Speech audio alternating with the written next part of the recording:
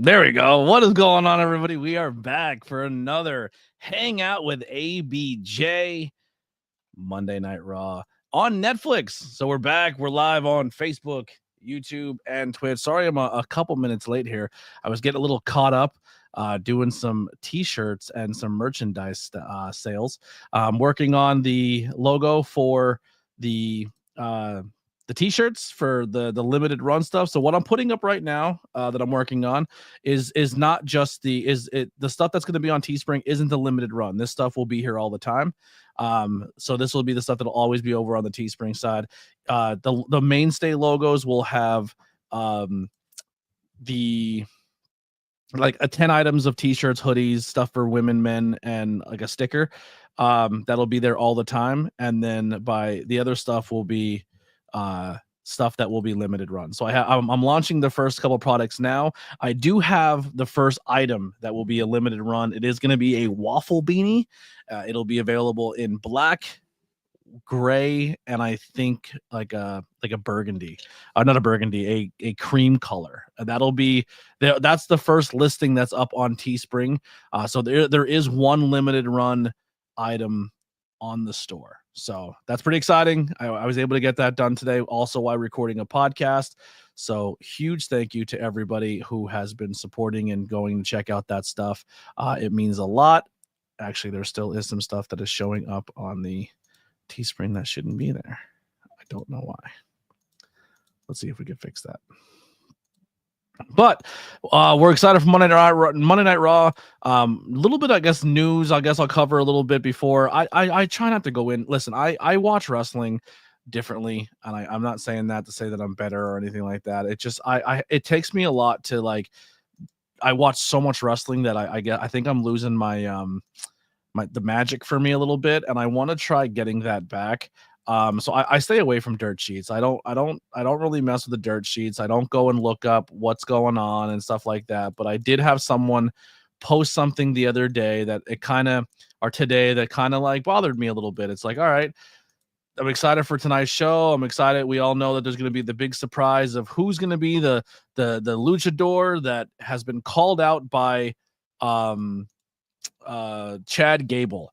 And they go ahead and just go put on WWE Shop today and put all over the social media that Penta merch is available. And it's just like, why are we posting that? He hasn't even been on screen yet. Like, what the fuck are we doing? I don't like that. I'm not trying to be a dick, and that's not me hating AEW. But why are we posting Penta merchandise when he hasn't even been on screen yet? I don't like that. I don't like it. I don't like it at all. Let's see. Is it able to let me turn on the Netflix stream as of yet, or is it still? It will. Yes. All right. So I don't know what else is in store. We have 5 minutes before we go. What are you guys excited for tonight's stream? Let me know in the chats. I'm excited to hear what your takes are. I did do something a little different tonight. So before I did a 5-goal, where was I nerd? We'll get into that. See, Henry, hold that thought. We'll talk about that in a moment. I was looking at there's still so much on here that shouldn't be here. That's great. I hit archive on a lot of stuff on the Teespring, and it's still so there's stuff still available on Teespring if you want to go Teespring, go grab it because it's still there because it won't let me get rid of it. So hurry up and get it while you can because I'm trying my best to get it off the website. So go grab it if you want it. But yeah. So what was I gonna say? I lost my train of thought. Oh, so we're gonna do something a little different tonight when it comes to the post show. I'm still down to do a post show, but we're gonna bump it from 5 to 10. I want to make 5. We did it in like 15 minutes. I want to try to stretch it out. It's not a money grab, but listen, I am not working right now, and everything helps, right? So the requirements for this is a super chat, super sticker. I don't have it limited to a fund, so it could be $1, it could be whatever it is. A membership or a merch sale. So if you go and grab a merch and send me or put in thing, hey, I just got a t-shirt or I just ordered a t-shirt, or go check, I will get an alert that a t-shirt was sold or a piece of merchandise was sold, and that will count to the 10. If we do 10, we will do a post show, which will be open to everybody. I am a sucker, so there is a possibility that I'll just go ahead and give you guys a post show anyway. But I'm going to try not to do that. Hold me to it. Stop letting me give it away for free. All right, we got to grow here. We got to do this, right? So we will try that. We'll try that tonight. We'll see how it goes. If we don't hit the 10 goal, maybe we will put it back to 5. I understand times are tough for people and not everybody can afford things.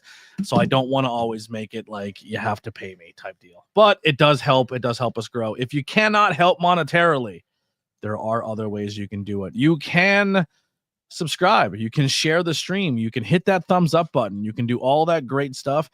If you do get a membership, though, that is available in the chat for under the tier, there is a ton of episodes that have been recorded and a ton of beer reviews that have been recorded that is there. There's a ton of 5 questions with ABJ. I have enough content to go 3 months into this year. I work really, really hard to get bonus content and be ahead of the schedule. So the people who do support and are able to do it monetarily, there is something there for you, and that's something I do pride myself on is getting it done. You can ask Lily. I have been recording every day for the past 4 weeks. I've been grinding at this, so I'm trying my best to make your hard-earned value and your hard-earned money worth it, if that makes sense. Yeah, so that's pretty much all I got when it comes to the show itself on our end. We will try it out tonight. We'll see how it goes. But yes, so we will have that going. We have almost 50 seconds before the show starts. Now I'll answer this question. Was I nervous last night? My Washington were playing the Buccaneers. I was in the Discord. I was watching it. I didn't do a live stream. So unfortunately, with lack of funds, I'm not able to put things on TV like live TV. So I have to watch things through my laptop. So I was watching it in a nefarious way, which I wasn't able to do the laptop and also stream. So that's why I didn't do a Washington stream. And then unfortunately, we do have a little bit of an announcement that doesn't really affect the content or the stream as much, maybe a little bit on pay-per-views and stuff. But we did get our new job that finally came through. We do start this Thursday. But unfortunately, we are back to weekend shift. So I will be working pretty much every single weekend for the foreseeable future, which is very, very hard for me to grow, which is very, very hard for me to get out to independent shows. It's essentially going to kill my commentary bookings. It's going to hurt a lot when it comes to that aspect. But where I lack in content with the weekend stuff, I will make up with it during the week. I will be forming more things to do. I will be doing video game streams. I'll be doing anything that I can. I'll be doing Monday Night Raw. I'll be doing Dynamite. I'll be doing SmackDown. I'll be trying my best to really, really make more content. Maybe I'll do more things where it's like, I hate doing it, but maybe it'll be like, hey, let's do a piece of content that's based on what do you think of this storyline that's going on right now. I'll try to focus more on today's wrestling and popular wrestling and not just the independent scene. So I'm going to work my ass off. Like I said, we're going to try for 10K. So just rock with me, please rock with me. Head's hair was in her way. You couldn't see it. The head has been fixed. Lily has done a great job moosing her up and getting her ready. She looks good. Fixed it finally because we let it dry. Yeah, but going back to the Washington game, I was nervous. I was. I'm not stressed, right? Like if we lose, we lose. We were expected to win 5 games at most this year by all the experts and all the analysts. We were not expected to do anything this season. We are 12 wins in. We just won our first playoff game since 1991. We have a rebuild. When you're in a rebuild year where you have a rookie quarterback, a new head coach, new ownership, new management, new everything, and make a playoff run and then win your first playoff game, everything from here on out is bonus for me. I'm happy. I'm riding this out. I'm having a good time. But as Steven says, Commanders are going to get their ass kicked by the Lions Saturday night, but it'll be a good game. I think we find a way to knock out the number 1 seed, and we are going to go to the NFC Championship. I have a feeling, because here's the thing. I can't watch games on the weekend now. I can't see them. So I won't be able to see the national championship with Notre Dame. What do you mean? We're not working until midnight, Tony. Yeah, but most games, sometimes there's playoff games that are like at 6 o'clock or 4 o'clock in the afternoon. I'll be missing most of them. So So my team will make it to the Super Bowl, and I won't be able to enjoy. Actually, if it's a Super Bowl game, I can rush home after work, see the game, get drunk, and still be off for 4 days to recover. So here we go. Fingers crossed. All right, we're doing highlights of the first Monday Night Raw, which I thought was a good Monday Night Raw. But will Monday Night Raw keep this momentum and have you excited going into the rest? I don't expect it to be so star-studded. I don't expect it to be so legend-heavy. I expected to kind of maybe revert more to what we're expected to see for Monday Night Raws going forward. But we'll see. We'll see how this plays out. Dan Quinn ought to be Coach of the Year. Totally agree. Totally agree.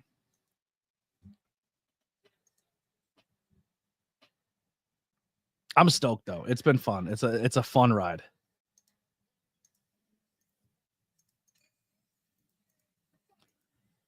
Already going real hard in the paint with recaps. But hey, when you're only booked 4 matches for 3 hours, I think we're going to get heavier recaps, which is par for the course.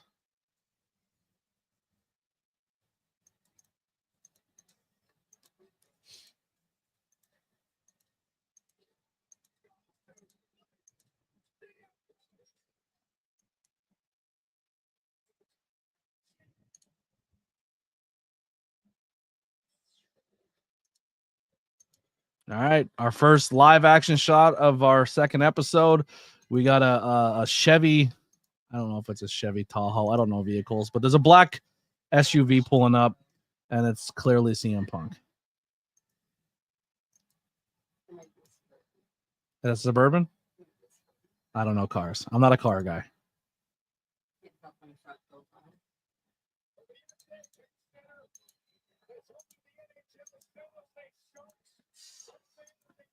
And we're gonna do the camera shot where he. I wonder whose car he just got in and did that, because it's definitely not his personal.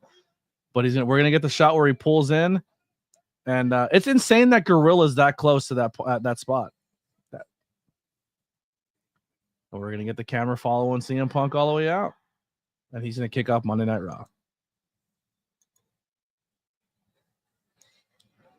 Cult of Personality rings out.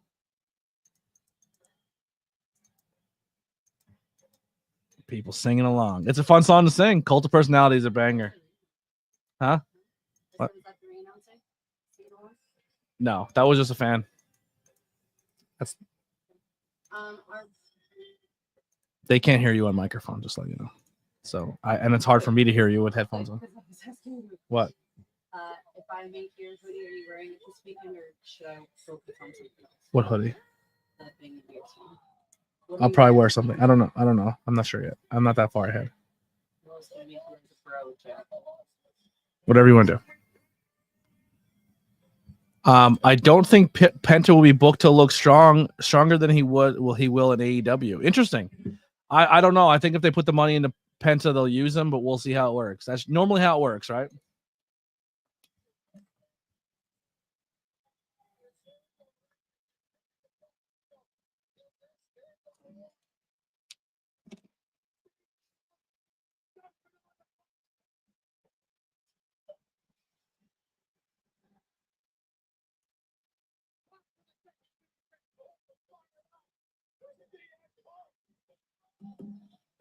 Got a feeling Seth Rollins will interfere. All right, we'll see how it goes. CM Punk's got a microphone. I would just like to quickly say, this guy's jumping all over the place. This is the same guy that blew his. He what? Seth Rollins punked everybody. How so? You know that the blue jacket on the blue jacket? Mm-hmm. He was never wearing 2 jackets. It was one jacket? It was a vest that had no sleeves on it. But because of the silhouette of it, you couldn't tell that it wasn't part. So whenever he took it off, it looked like he took a whole jacket off, but he just took off the vest to show the blue leather shirt he was wearing underneath. Interesting. Chris Van Fleet talked about all of his fashion stuff. Look at you listening to other podcasts. I wasn't listening to it. You seen the clip? That works. Oh, a lot of empty seats ringside, Steven says. Confirmed. WWE's going bankrupt.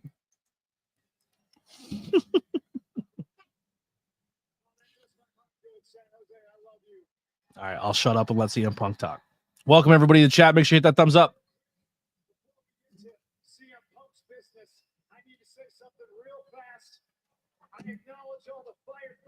first responders from the great state of California, the states sending everybody to help fight this natural disaster, this fire. I'm talking Canada, Mexico, the people. We hear you. We appreciate you.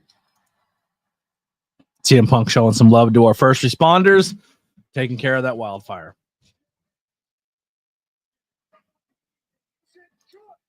To be alive on Monday night in San Jose.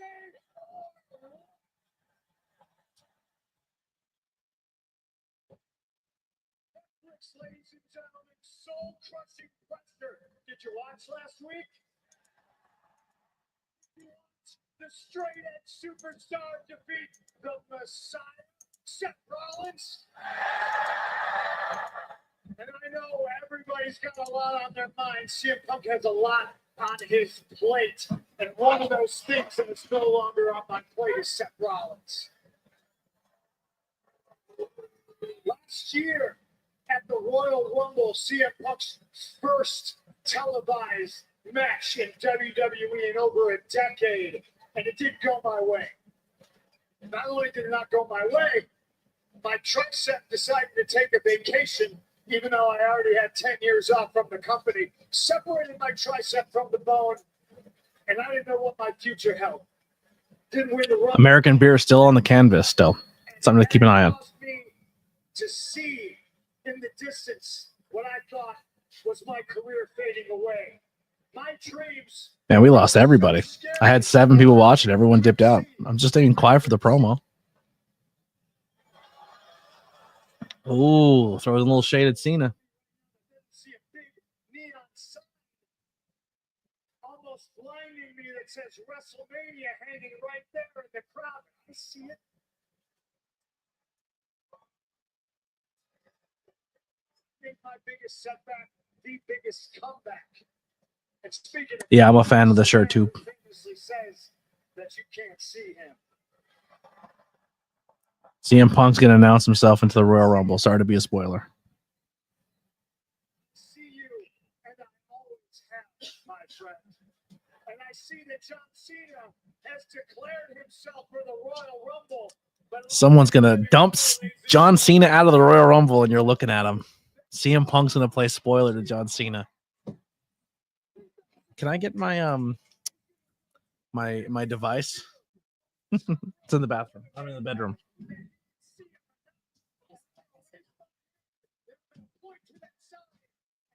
I want mine. No, I don't want it right this second. I just want mine out.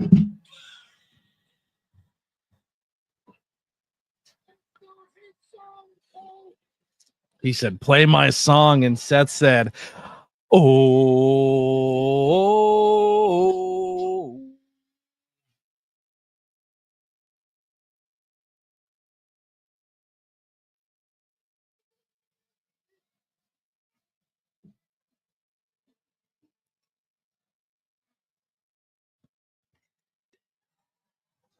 I love Seth Rollins.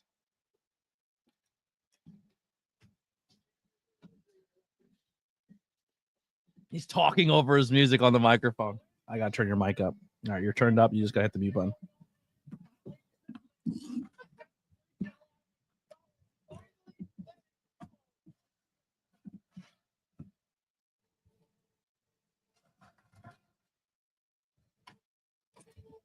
I have a little whiteboard that I'm writing down the segments of Monday Night Raw so I can recap later.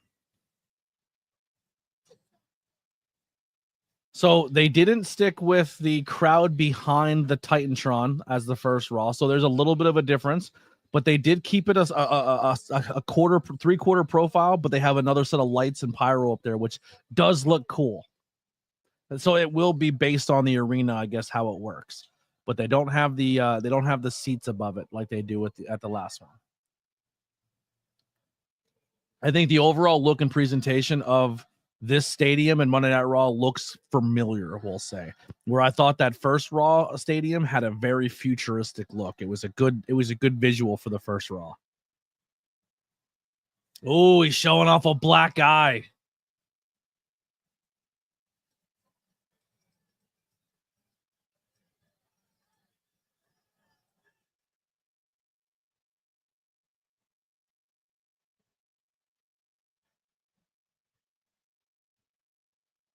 He's going to say, if you want another one, kid, open your mouth.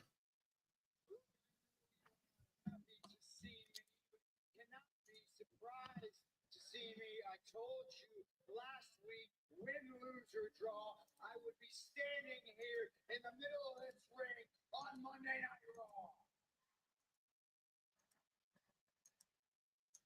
I'm a man of my word. If I wasn't a man of my word, I'd be you. Didn't show up when times got hard. That wouldn't be me. That would, in fact, be you.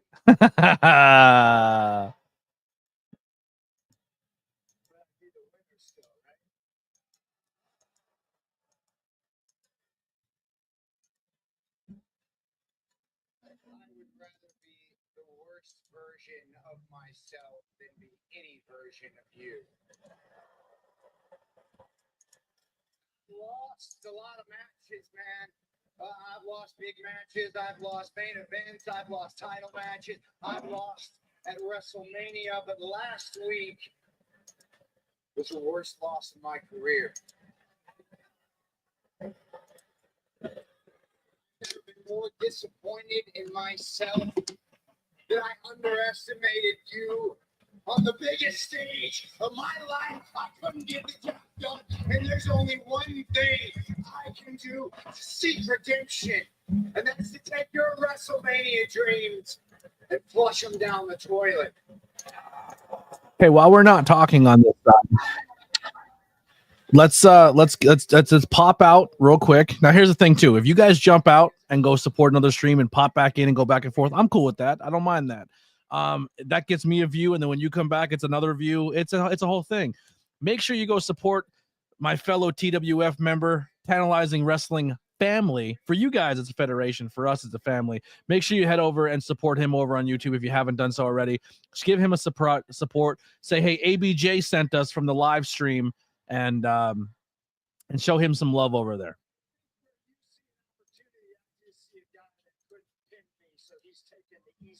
I can't hear what he says, unfortunately, because I can't listen to 14 different things at once.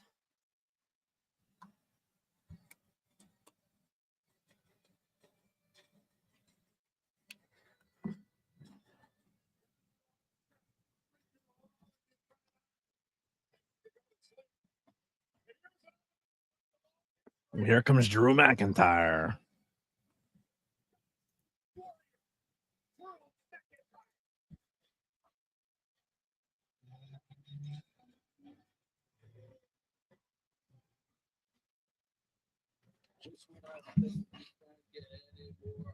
Disgusting, selfish, self-serving. You go and talk yourself, don't you?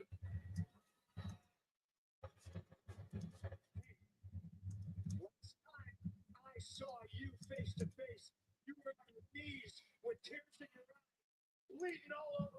Tony already with 27 thumbs ups on his stream. Good for him. You take one more step closer to this ring, and it's going to take a lot more than 15 staples to close your head. Good for him. Help him hit 30. Let's get our people. We have 3 people over there. He has 27. Go over, hit that thumbs up. Let's get him to 30.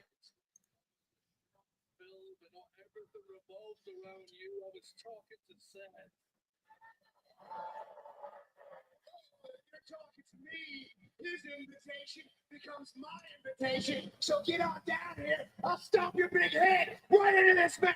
I got nothing on top. Maybe you should take a look at him real quick. It'd be like looking in a mirror. You're both so alike. The only difference is he admits what a piece of crap he is. The winner, you should remember, because I dragged yourself around Hell in a Cell. Is this the resistance? Are these 3 guys going to be the resistance to this new upcoming of Roman? No one trusts Roman to come back and not be a problem again. And these 3 guys have had 2 of these guys had a lot of problems with Roman.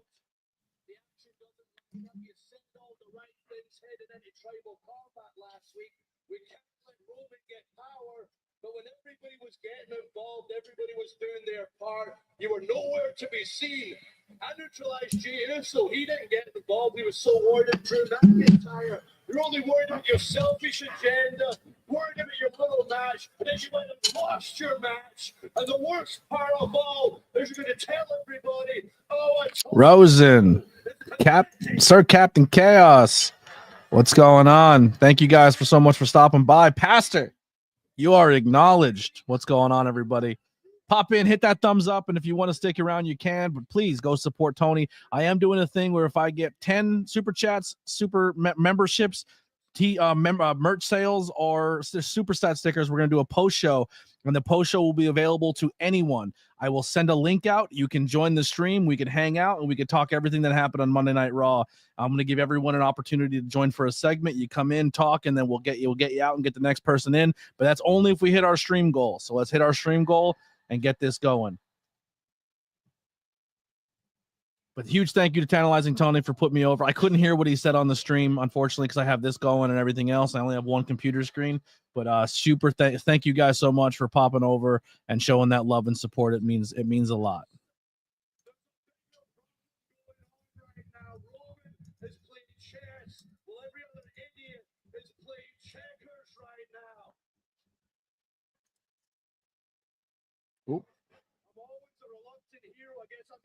Step up for myself, not locker, but whether you two realize it for you both as well. If only there was a way I could get my hands on the title before he does. He's got his falafel already. He wants the title. Falafel. Jesus. That's a word. He said falafel. Oh, wait. There is. Oh, we might have a special guest joining us tonight. This might be a historic moment for a hangout with ABJ. Oh boy, if this happens, I'm gonna be excited, everybody. I'm gonna tell you right now, we have someone possibly joining the ABJ Hangout session. That's gonna be never happened before. It's the first time ever if it does. Yeah, it'd be a first time. First time ever. Someone never been on the show, but someone who's never been on a Hangout watch along. Huh?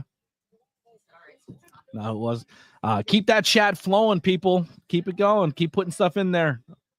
Let's keep it. The more we chat, the more we engage, the more we hit those thumbs up. That pops us in that algorithm, and we get more love and support. Boo. Whoa.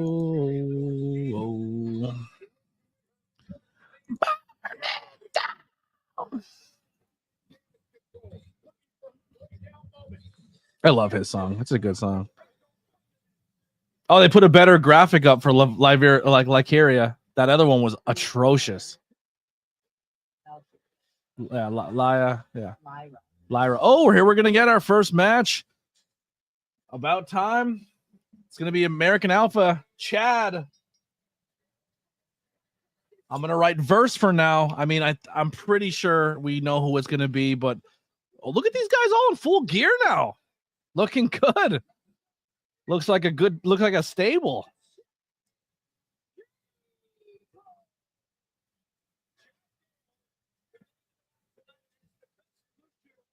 He's asking for the best luchador. Like I said, I think it's pretty. Oh, the "you suck" chant's going. That's what we need. That's what you need to get over.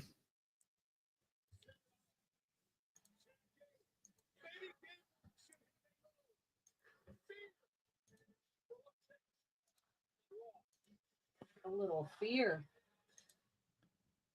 from No Fear. Oh, we got some people wanting to post in the community. Do you actually check those first? Because I let certain people post. Some of them I don't. So I check it. I'm like, if this is like, hey, let's take this diet pill for 30. No, yeah, don't approve those. Like beers, brews, and those guys are able to post in there. Tantalizing Tony can post in there. I mean, if it's something that's like a podcast related, I leave it. But if certain podcasts. I don't let everybody post their podcast in the ABJ. So the ABJ community on Facebook is supposed to be just for ABJ stuff or ABJ related. But if it's not someone who's inviting me to be on their stream, or if it's not someone who's supporting me and they're just using it to be a dumping ground, get their shit out. But people who actually support, please share their stuff.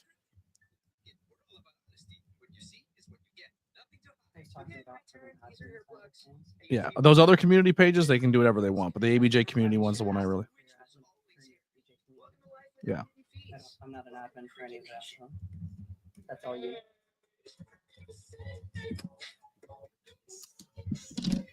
Sorry, I'm typing in our wrestling group chat on Facebook that we I'm doing it while we're live, and I'm typing like an idiot.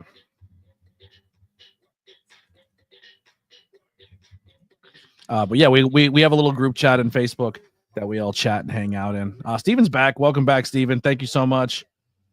R-Truth wearing a mask. Is that what you're picking? I don't think it's going to be R-Truth wearing a mask. I think it's 100% going to be Penta, but we'll see how it plays out. And we get the debut.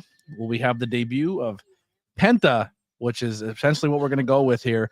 Unfortunately, once again, kind of a bummer, man, that they already put it all over social media, like his brand new stuff all over their page. I don't like that. I don't like that at all. Like, the guy hasn't even been on camera yet. What are you putting his stuff up here for? Like, look at this, Lily. I mean, I love the new shirt, and you can buy masks. So he's gonna have a mask that has a mouthpiece and a mask that won't have a mouthpiece. So they're already showing two different looks to his mask and two different t-shirts. I want this t-shirt in black, not white.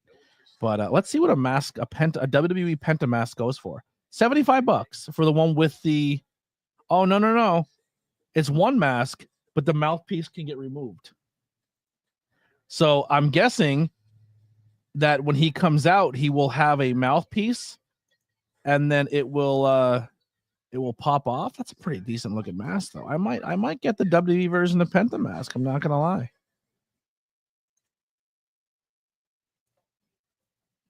So I guess for people who've never seen Penta before, he's gonna come out with the mask with the teeth on it, and then remove the teeth, and then show his face paint underneath, which is gonna get people to pop. Smart.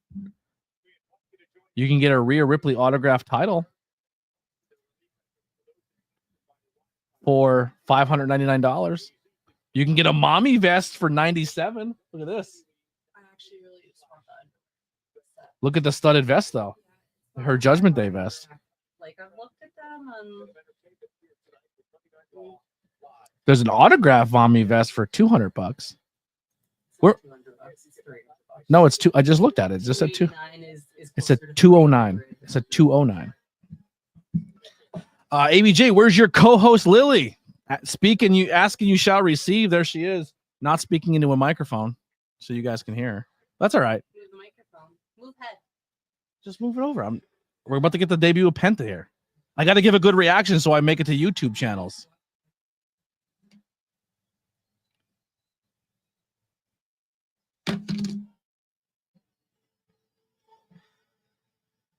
I want to hear his new music. See if WB gets him some decent music.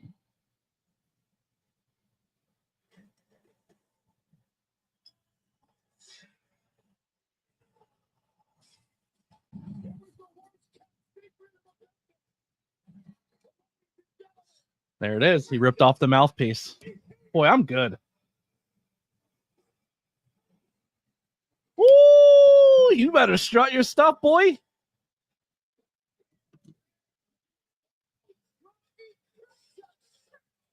I love Penta.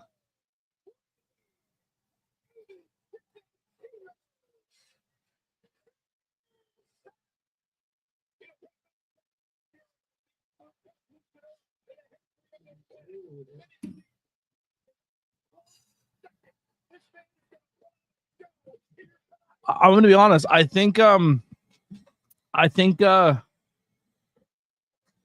best thing that could have happened to Penta. Yes, a little Parka strut. I like it. I honestly think the best thing, and people are going to probably hate this take, but I think the best thing that could have happened for Penta in WWE is that Tony Khan held back Rey Fenix. Because I think if they would have brought them in as the Lucha Bros or a Lucha Bros tag team, I think it would have did them a disservice because tag team wrestling's not taken as seriously as we want it to be in WWE. But I think Penta going as a solo act first and becoming that solo guy is going to do more benefits for him than coming in with his brother as a tag team. What do you guys think in the chat? What do you think of that? Do you agree with that take? Do you disagree? Because I think, people in the front row crying for Penta already. What a pop.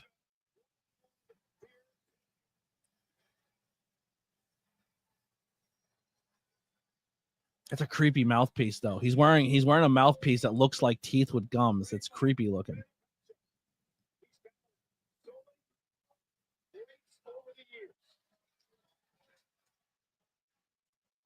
He's one person that I think would have translated well from WWE to AEW to WWE. I think he will kill it.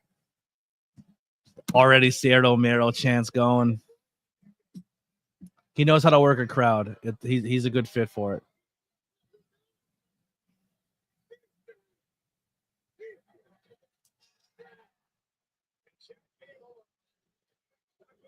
He said, "Listen," and the crowd was going to do it, and he stopped it immediately.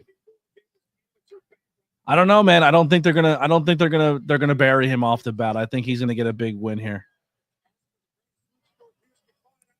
I wonder if he does the arm spot, the arm break. The little girl was his daughter. That's cool. So that was his daughter's crying in the front row. That's sick.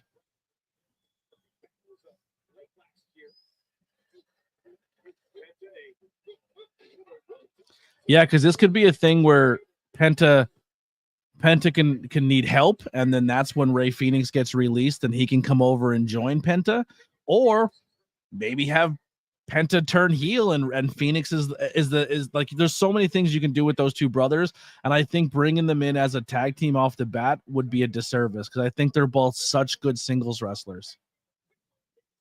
And listen, anytime you put somebody in a mask or face paint or both, it's going to be a hit in pro wrestling, and I think Penta's going to be a merch grab for WWE fans. There's already people in the crowd right now knowing he's going to be there, all rocking different era Penta masks. He's going to be huge. There's been more luchador masks on camera in his debut than I think I've ever seen.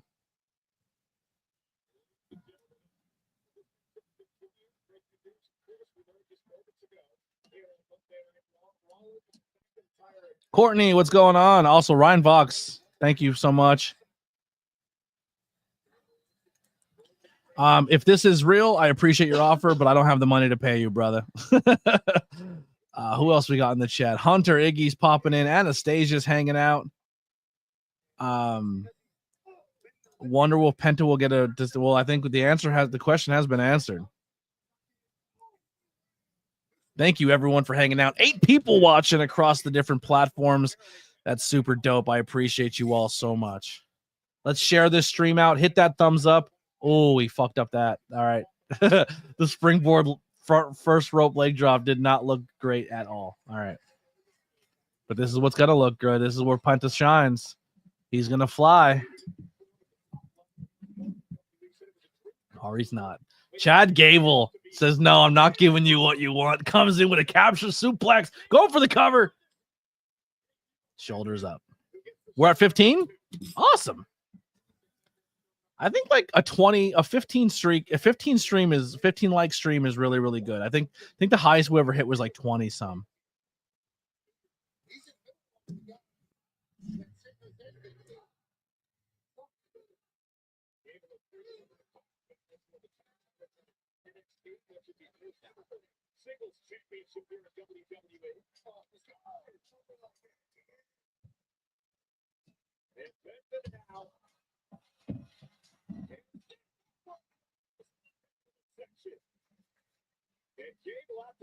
Trying to regain his territory. Obviously, a little more of this, but think about the momentum that he built up from swinging all the way up to the sky, all the way around. And the push to the midsection, he's got Gable all out of sorts right now in this match. Do you think he does the arm break spot, or do you think that's too vicious for a WWE audience? Like the stomp on the arm?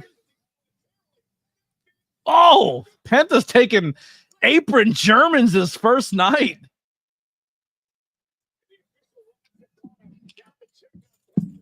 Yes, it is an Ace Austin t-shirt. Why'd you take my board? Oh, okay. You didn't put recap. You still have one. Yep, that is my Ace Austin Bullet Club shirt.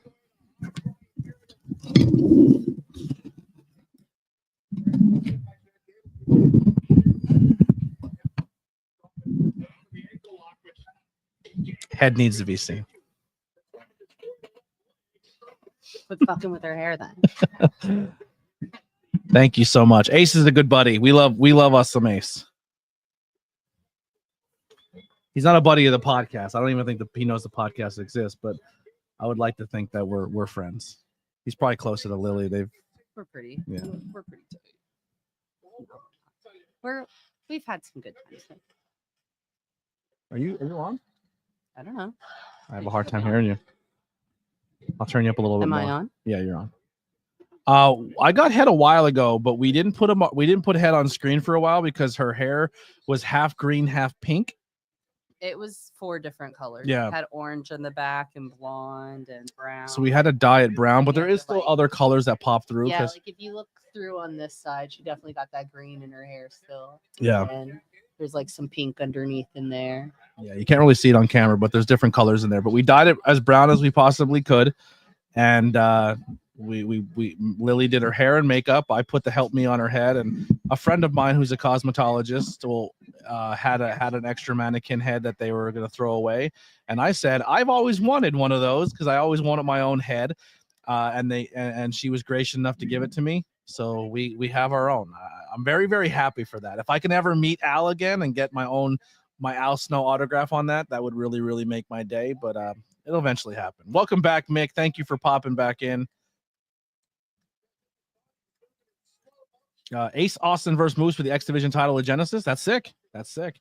Once I get my my funds together and this job starts kicking in and I can get caught up for the bills that I was behind on and get back on track with the podcast and live television, we will do Mondays. I promise we will. I want to try to get back to Monday, Tuesday, Wednesday, Thursday live streams and Fridays.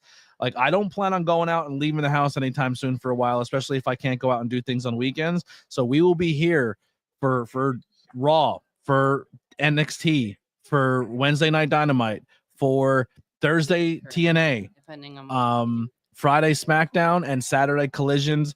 Pay-per-views may be tough because we do have to be up early in the morning that next day. So I don't know how late we'll be up when it comes to pay-per-views and stuff like that, but we will try our best. Who won what? If you're asking about the first match, if you're not watching, still no winner. Penta and Chad are going at it, and it's a really good match. It's been really, really entertaining. It's definitely, Penta is adjusting to the WWE style very well. He's wrestling a WWE style match, and he's doing a very good job at it. He's not overexerting. He's not doing anything super, super insane. And the things that he's doing is very until he does that, where Chad Gable almost pretty much doesn't catch him, and he lands directly on his back on a suicide dive front flip. Jesus Christ. Chad just said, "I'm sorry, brother." And the referee goes over and goes, "Are you okay?" And Penta goes, "This is what I do, brother." Jesus Christ. Penta essentially just did a front flip onto the ground. Shit. Look at this. I think Chad gave him an arm. Can we see that from the other side? They're not going to show it again because he did not get caught. Thank you so much for being proud of us. It sucks that we're going to be on weekends. It really, really does. But listen, it's part of it, man. You got to roll with the punches. I can't keep stressing over the things I can't control. I can only control the things I can, and I'm gonna make do with what I have. If I can't work, if I'm gonna be available Monday through Thursday, and I'm not working, I'm going to make Monday through Thursday the hardest grinding I can do and make content through those days. And then the weekends I have to work and go make that money. If I can't do it on the independent scene, I can forge my own path here. And then if I can grow this channel to thousands of subscribers and make this really good, then that gives me more leverage to go back to the indie scene with an audience that says, "Hey, we really, really like this ABJ guy. All right, you like me? Then let's put this audience to a wrestling company and let's help that wrestling company grow." And I can be that version of a Pat McAfee, Logan Paul on the commentary, using my voice to help grow the indie scene. So that's my plan. That's my goal, is to grow this brand 4 days a week and then use those 3 days to make my money. Did I like your picture with you in the Rock and Roll Express? That's pretty cool, Mick. I seen the other night on Tony's channel, your profile picture was my YouTube page. That was pretty wild to see. Appreciate that too. Mick was rocking the ABJ logo on his YouTube profile, which is that's crazy. I don't mind people using the logo. It's pretty exciting. So Teespring has been updated. I was able to get everything off of Teespring. So right now we have 10 items that will stay on the page. There's going to be some items on Teespring that will stay there, and there's going to be a rotation of other things that won't. But the first item will be available on Teespring. I'll post it up here so you guys can see it. But there's going to be one item that's available now that you guys will be able to go and support and grab. We're going to go ahead and remove that for now until the stream is what are we doing? What's happening here? There we go. We're back. Oh, he hits a destroyer. Dude, if people are popping for destroyers, you haven't seen nothing yet. Watch. Boom. How quick it went though. Yeah. Chad sold it well. But this is movesets that like people in this aren't really used to seeing unless it's a pay-per-view. But Penta's not just a go hard on a pay-per-view. He go hard because it's Tuesday. He goes hard because he's in the ring. He goes hard. That's how he is. Here's what's gonna be interesting when it comes to the debate now, right?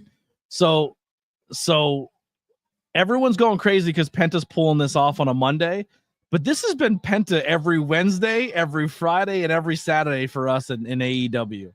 You always say that WWE is where the best are, but Penta's been this is an AEW match happening on a Monday Night Raw. Because this is what Penta brings to the table. This is what made us excited for him over in that company.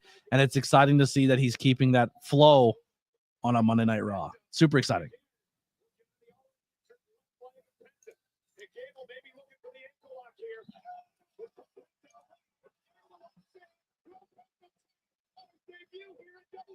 They're giving him a 50-50 split. They're both working here.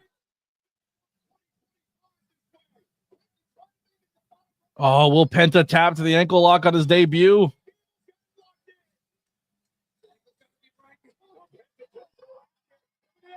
Penta going for an arm? No. Is he going to do it? I was going to say, is he going for a surfboard stretch? Oh, he's going to do the arm break. No, he's not. He's not arm breaking his debut. Oh! The sacrifice. Oh, Penta's breaking arms in his debut. Oh, Falcon Arrow. And Penta wins his debut match. And ladies and gentlemen, we have our first ever debut of our own here on Hangout ABJ Watch-Alongs. The one, the only BP fucking Burke is here. I'm shocked. I did not expect Penta to debut tonight, and I had to register my amazement. I'm doing this type thing. Hold up. Oh, this is exciting. BP Burke working on a Monday. I'm like Triple H. I don't want to work Tuesdays this week, or I'm working too much on Tuesdays this week.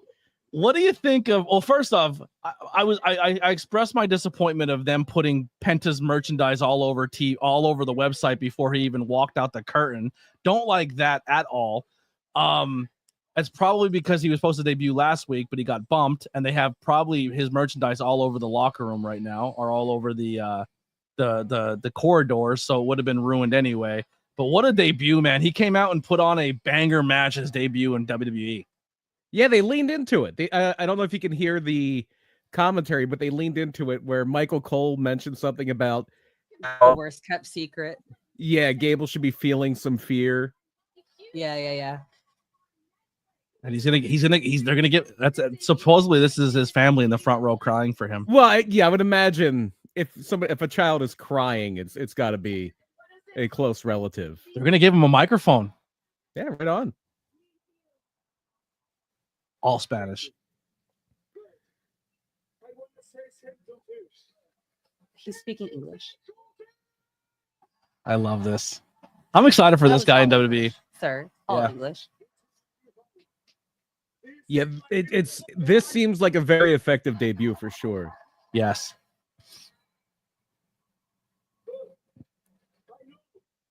Everyone, you, and you,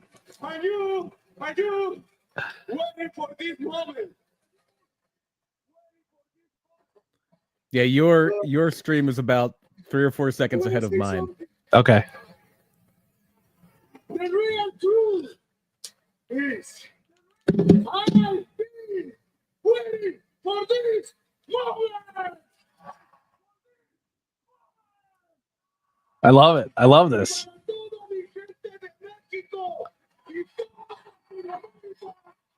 The only thing I For will all the people in Mexico, I would like to say thank you. Thank you for always coming down with me on this journey. And thank you to WWE to get me here to where I wanted to be in the WWE. Thank you, Lily. You're welcome. You're killing. I got you. I love I got it. you. This is the exact opposite. If you've ever watched Raw on, it used to be on, I believe it was Telemundo. I believe NBC owns Telemundo. And a lot of the job of the Spanish commentators is they will translate the promos during the promos in the Spanish. This is the result. Wait, this is... I know. This is the new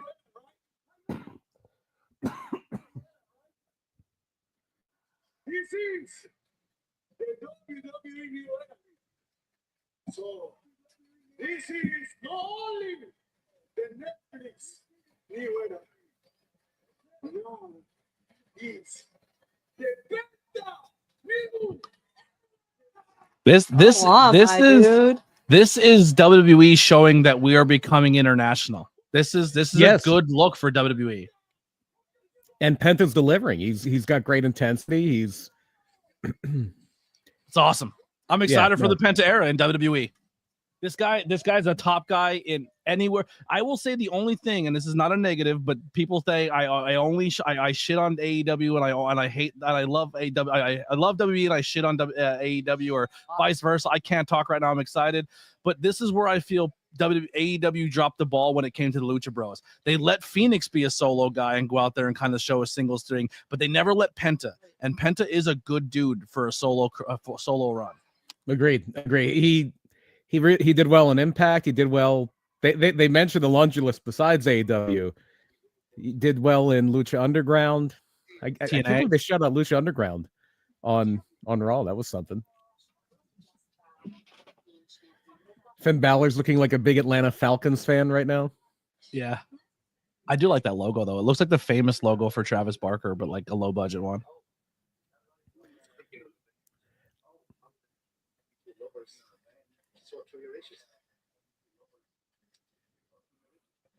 Oh, he's got the roses. I hope there's a pipe in it. I hope he hits her with a pipe. Somebody had a poster out in the crowd that said Dom is a gold digger. Dom's tattoo is sick on his arm.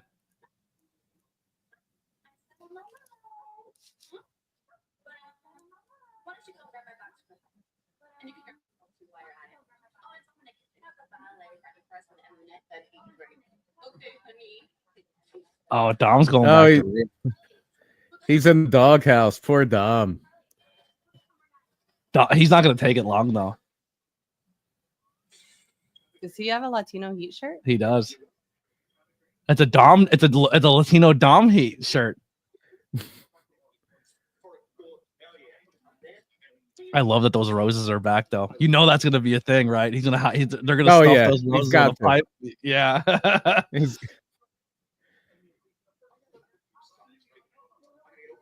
Well, then, do you think that she's going to get his title first? He would have to have a title. No, I don't think they're going to do a title bit where a woman wins the men's title, especially now that they have secondary titles. But I can definitely see him coming out with the roses and act like he's giving them to Liv, and then throws them to Rhea, and Rhea cracks him, and then Rhea reveals the pipe. I think putting him and Rhea back together at some point on the road is the move. It's too soon. It's way too soon. They just broke them up less than a year ago. Yeah. I like that they were playing a game where Dom won a match in WWE in the background. Yeah, they have them on the Xbox and or the PlayStation in the back. But no, I was saying earlier, I said I think the best thing that happened for Penta realistically is the fact that Tony Khan held up Rey Fenix. Because I think if they would have brought them in as a tag team, I don't think it would have had this same effect tonight. No, they probably would have put them on SmackDown with the other tag teams like DIY and the Machine Guns, the more athletic, flashy tag teams. And no, that made Penta feel like a big deal. Yes. That really made Penta feel like a big deal. Yeah. All right. While Sheamus is coming to the ring, I want to put up on the screen real quick. So we do have our first few pieces of merchandise on the new site for Teespring, so you guys can get those limited edition. But I want to show you the limited edition run. So these ABJ shirts will stay there, and I will put the ABJ podcast logo and probably some tornado tag and stuff like that here as well. But this is the limited run item right here. It's gonna be the waffle beanie. It's only going to be available for a short time, so get it while you can. The prices, I try my best to keep them as low as I can and still make somewhat of a profit, but they will be available in birch, caramel, charcoal gray, black, and white. So the new ABJ logo will be available. This will be a limited run. So if you are an ABJ fan, a supporter of ABJ, and you want to get that first limited piece of merchandise that will only be available right now, now is your time. I'll probably do the rest of January and February for this, and then it will go away. So get it while you can. You know what's the worst when you're watching two things at one time and they're both on commercial, and that's where I'm at right now. As I have Raw on the TV and I have the playoff game on my phone. What playoff game? The Eagles. The Vikings and the Rams. Oh, I didn't even listen. I'm only giving one team this attention right now. Well, this is important. This is important to me. Whoever wins this game is Eagles' next opponent. So I gotta. Yeah, I already know we got the Lions. So right now it's looking like the Rams are up 10-0 on the Vikings. Wow. I think I'm confident, but I'm not overconfident. But I will say this: I think we'll be playing each other for the NFC title matchup. I would love to see it. I would much rather play Washington and Philly than Detroit and Detroit. I would love to see it. I think you're saying that in a cocky way, but I think you're a mistake if you say you're excited for either one of those teams. Well, you got to play somebody, and they got to be good. Yeah, I think Washington's a scary team to play right now. I will say this: how about the pop Jalen Hurts took on the sideline? Did you see the hit he took? Which one? When he literally went airborne when the guy killed him on the sideline. I might have missed that, biting my nails over that game. That game was no fun. It was one of those games where they had it in hand for most of the way, and it was just like agonizing the whole way through. Yeah, he when he took that shot on the sideline, I was like, you know what? I don't hate the hit, because he kept doing that thing where he'd run and then right for it he just steps out of bounds, kind of like, and then smiles at him. And Tampa Bay's like, all right, kid, you keep doing that in the NFL, I'll take a 15-yarder, but you're never gonna smile in my face. And every single time he stepped to that sideline, Tampa Bay met him all the way there. Like, they would not let him do that cocky step out. And honestly, I think that was the first time Jaden Daniels was. Oh, okay. I thought you were talking about.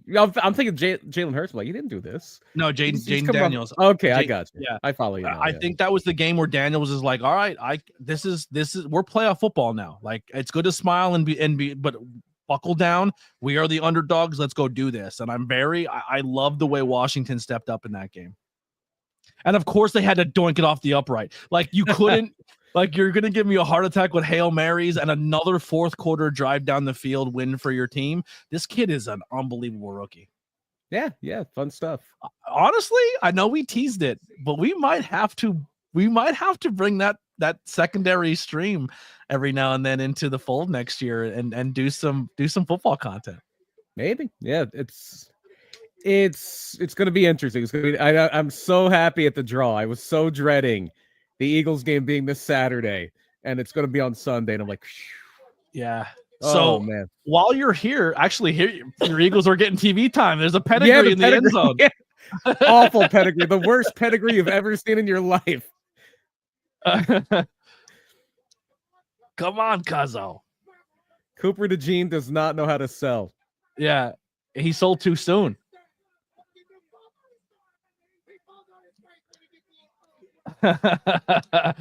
Good to see WWE getting some love in the NFC playoff game there. WWE and reading. Yeah. Of all things.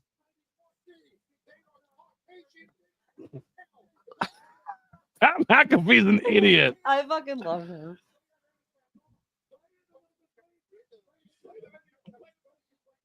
Look, these are the exciting whites.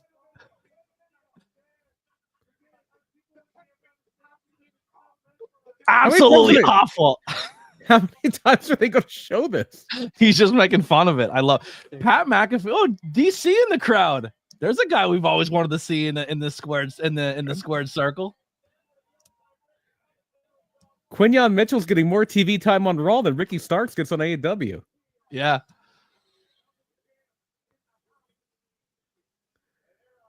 Yeah, this is interesting now, having the people who aren't on the card in the crowd. I don't hate it though. No. There is some old school elements that WWE is bringing back into the fold that I'm a fan of. I'm all right. So we finally get to see our champion on Netflix. I am so eagerly anticipating the arrival of his cousin, Ludwig Kaiser, our champion. That's what I thought we were getting Gunther. No, they teased it on the going into the commercial. I don't even know who Ludwig's wrestling. I'm gonna be honest. Sheamus. He came out before the commercial. Oh, Sheamus. Sorry, Sheamus came out first. I forgot. I'm excited. You joined the stream, BP. This doesn't happen often. You know? But while you're here, we'll quick make an announcement. Tomorrow night we are going to scrap. Not totally. It'll come down the road a little bit. But we're going to scrap Lex Luger tomorrow. So Tornado Tag will not be Lex Luger. And unfortunately, BP will not be able to join us tomorrow night on Tornado Tag. He's doing commentary for some college basketball, which is pretty exciting. Branching out there. Yes, the battle of the Penn State Schuylkill Nittany Lions and the Penn State Lehigh Valley, also Nittany Lions. Yeah, so we're gonna see BP's gonna get a little bit of a commentary action on the college basketball circuit. What a wild journey this podcast has taken us on. Yeah. But, college. So, I would never have foreseen college basketball commentary in my future. Yeah. So we're gonna try something that we definitely want to bring into the fold as a podcast. It's gonna be a trial run, so we're gonna definitely let us know how you guys feel. But we want to they do it on other popular podcast platforms. I know Jericho has done it a couple times. They've done it on What Happened When. But we're gonna do a watch along where we're gonna kind of intro what we're gonna watch, talk about it for a couple minutes, tell you guys where to find it. You can go and watch it on your screen with us, but then watch along with us on your TV. But we're gonna do a watch along of Camp Leapfrog, their second episode, which is their Halloween episode. I think it's things that go bump in the ring. Mm-hmm. Yeah, one of my favorite endings ever to a Camp Leapfrog. Yeah, the ending button was so good. Yeah, good ending. So we will do a live watch along tomorrow with you guys we're gonna start at we might start at 6:30. Because we still want to maybe go live for NXT tomorrow. So we're going to go live Camp Leapfrog and then come right in with you guys with NXT.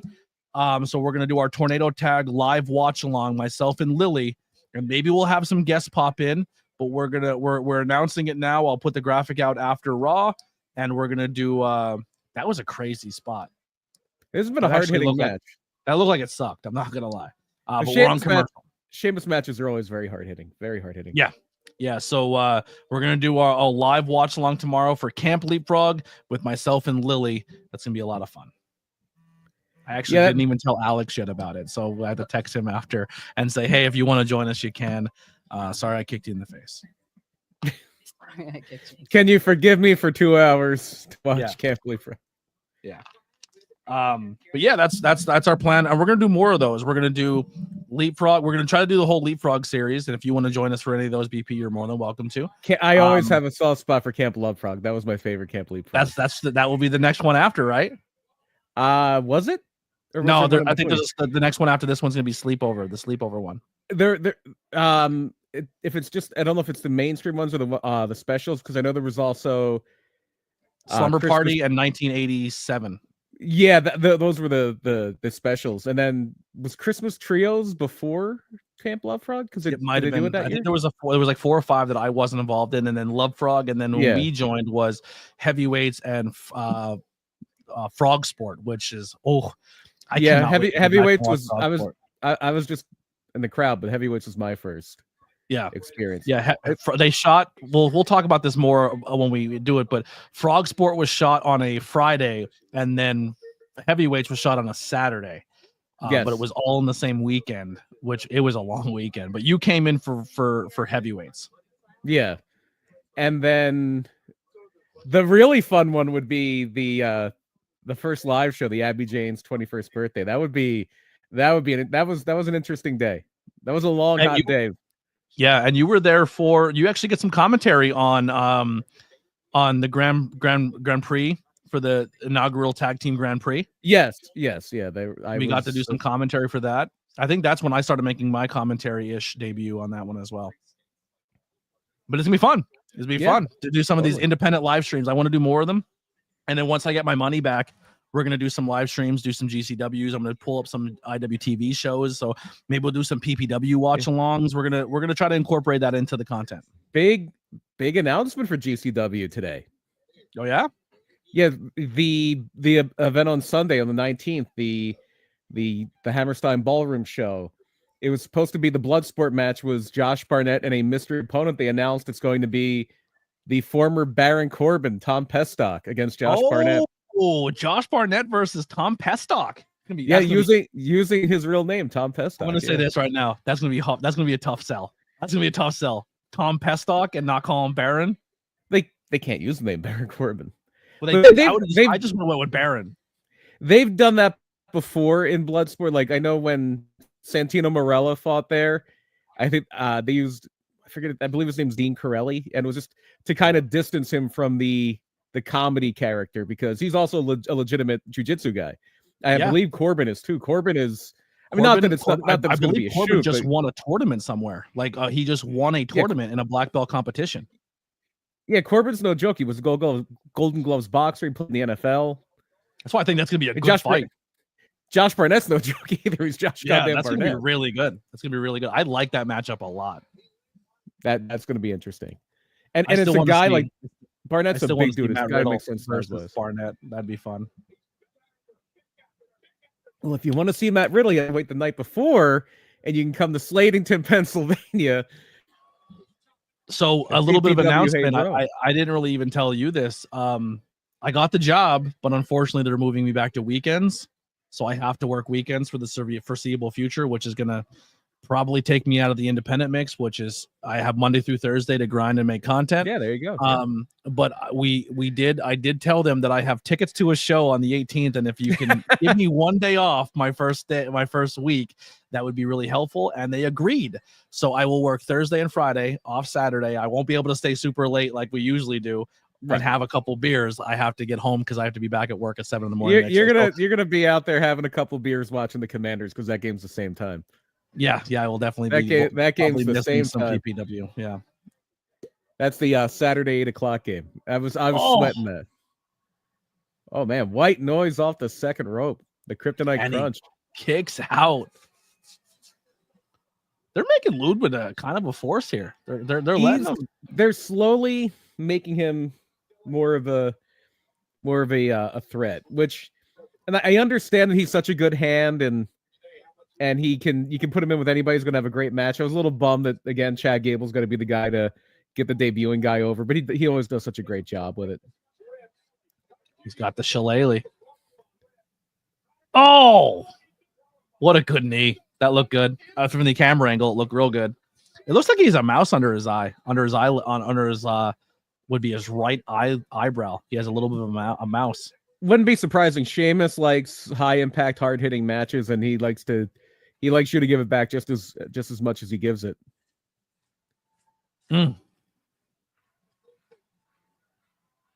Good crowd tonight too. The crowd is really into it. Very good. I said the arena looks more like what we're used to from Monday Night Raw. And that first Monday Night Raw, that was like a futuristic stadium that was crazy looking. Yeah, that was. I think it's a very, very new stadium. It's the Clippers have their own building now. They moved out of the Staples Center. Speaking of keeping the arenas, Yes, the Sixers and Flyers are not moving. Well, the Flyers never were. The Sixers were. That's a, not that anybody's going to care about this, but that's a kind of issue that was resulting from the sale of the team, because Comcast Spectacor owned the Sixers and the Flyers, and they sold the Sixers to a guy you should know very well, Josh Harris, who also owns the Commanders and the New Jersey Devils. He's doing great stuff over here in Washington. He's great at getting you to the second round. Let's see if the Commanders do beat the Lions. It's the first time Josh Harris has ever gotten past the second round. Oh, yikes! Don't like that. Don't like that stat. Yeah, yeah. He's very good at getting there, but that's about his ceiling so far. I don't think the Devils have gotten that farther than that, but I know for sure the Sixers haven't. But yeah, it was like an 11th hour thing where apparently like everybody was getting involved. Adam Silver, the commissioner of the NBA, Roger Goodell, like they were calling in like the super friends. They're calling in the Avengers to keep the Sixers from going to Center City. So it's going to be a new arena. I like that all the Philly sports teams are in that one complex. Another big boot. I do too. It's also, there's the bro kick. That's it. Good and match. Very good match. And it's also a good thing. If they keep it up to 4 to 5 matches on a 3-hour show, but give each match this kind of time, I'm with it. Yeah. Even if it's 5 or 6, you can still fit 20-minute matches. As long as you don't give us 4 matches and 3 of them end in crazy finishes because you're afraid to give somebody a win or a loss. Right. Like let your weekly television kind of have a feel. Look at Braun staring down Sheamus. There's not a reason that there's a reason Braun's out there. Yeah, he's getting up. Yeah, there it goes. What is this guy wearing on his head over? Why does he have a pillow wrapped around his head like that? That's a great question. Oh, that referee was there. Jesus. That is the most Italian-looking referee I've ever seen in my life. Look, this Raquel's mom playing security will not move to save her life. Oh, they're good. They're like those security people are like the guards of Buckingham Palace. They do not falter.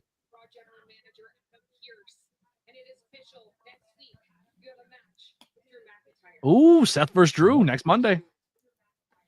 I like how Monday night. I like how they're telling us the matchups coming in, and because there's been times where Raw for a long time, you just tuned in and whatever match they put together on the fly was it. I like that there's structure now. Yeah, episodic. It really. They always called it the longest running episodic, whatever. But now it is genuinely, more episodic than it used to be. How many WWE lifers are suddenly Pentamarks? Probably a lot. He made a good first impression. He made a very good first impression. He got a "This is awesome" chant his first match. And there's going to be a ton of WWE people who've watched him in most likely AEW. Listen, this is a great example for me to sit there and say I'm not a brand mark. I'm a pro wrestling fan, and as a pro wrestling fan, I'm happy Penta's getting the due he deserves in WWE. I'm glad they're doing right by him because he deserves to be he deserves to be a star wherever he goes. It's a good start. Let's see where he is in 6 months. Let's not go nuts quite yet. I'm a Penta fan. I want the guy to do well. And I think he's going to get the opportunity to succeed. WWE has that merch machine. They are going to really push those masks. They're going to push the cool logo, the whole thing. And this Netflix deal, this is another thing to keep in mind. This Netflix deal is a pretty much global deal. Netflix is everywhere.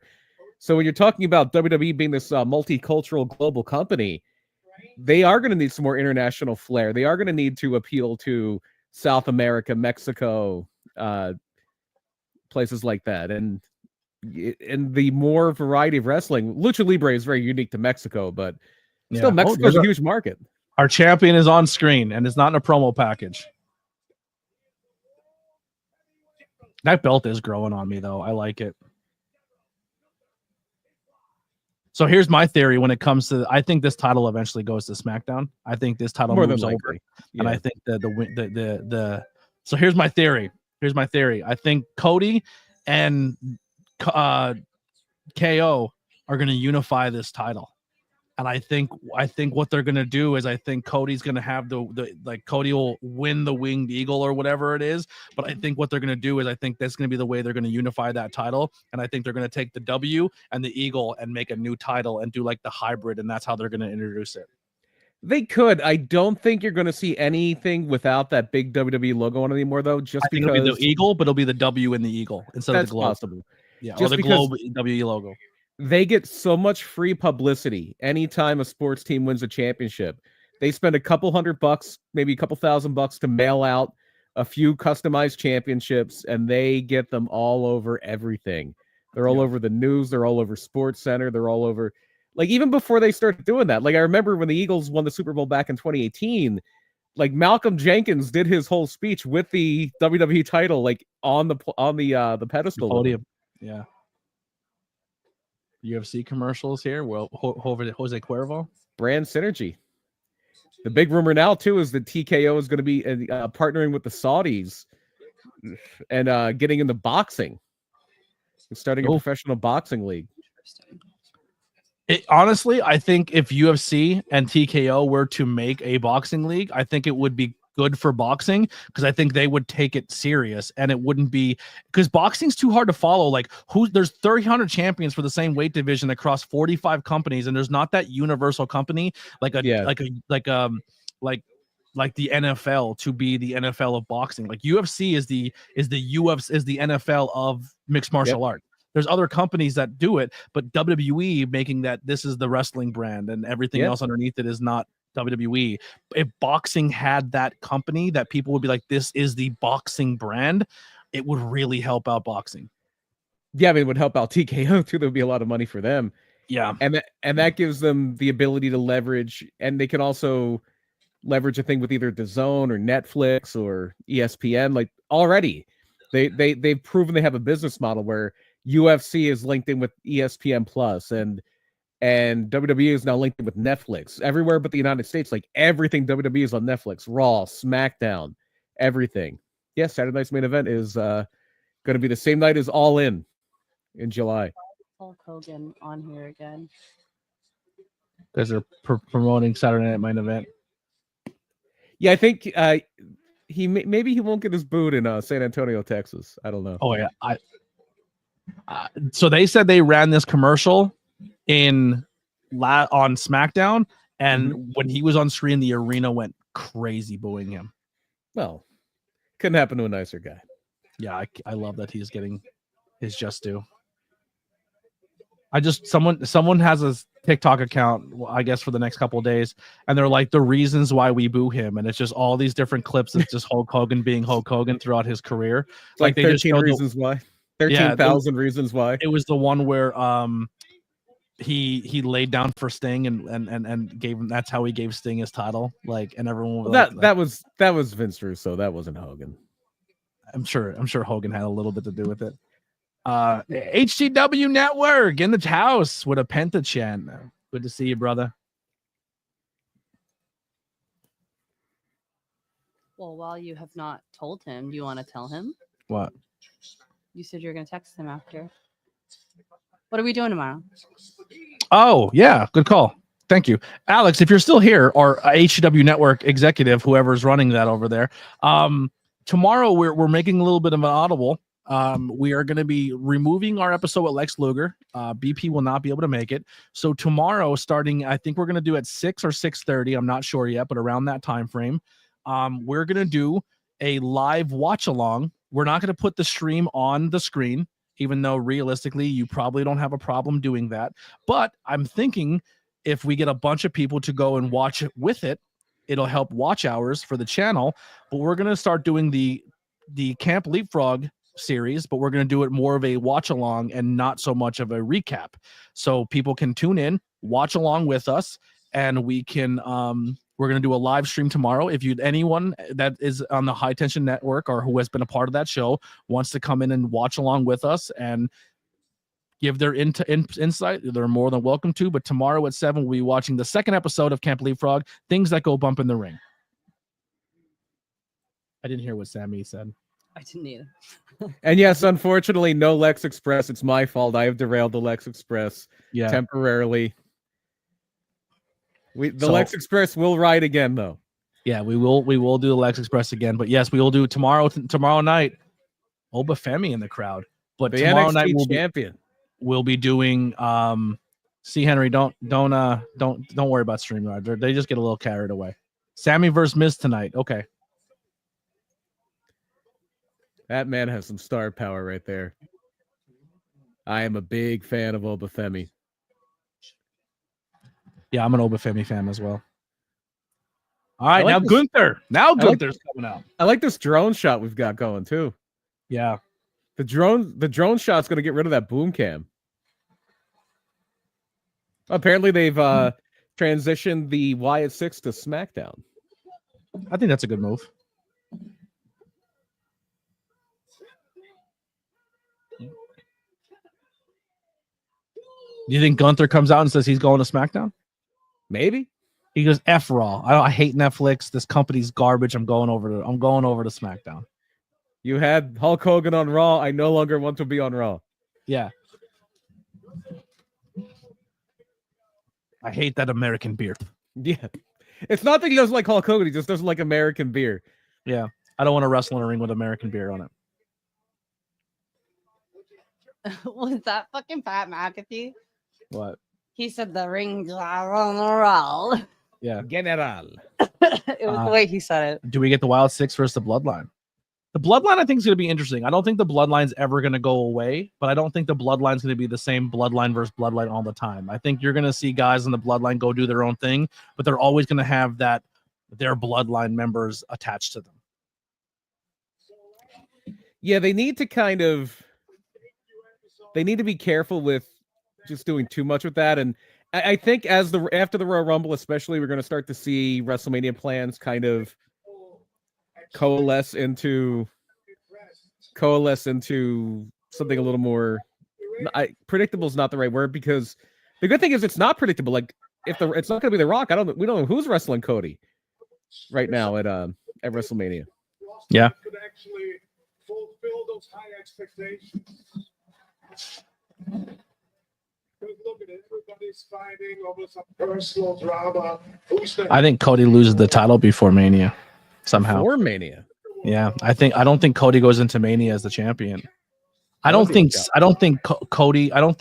we're getting Roman versus Punk as a main event at WrestleMania. I think Roman finds a way to get the title before. That's a match that doesn't need the title. It doesn't need it, but I think Punk Roman is going to be a main event at WrestleMania. Could still be.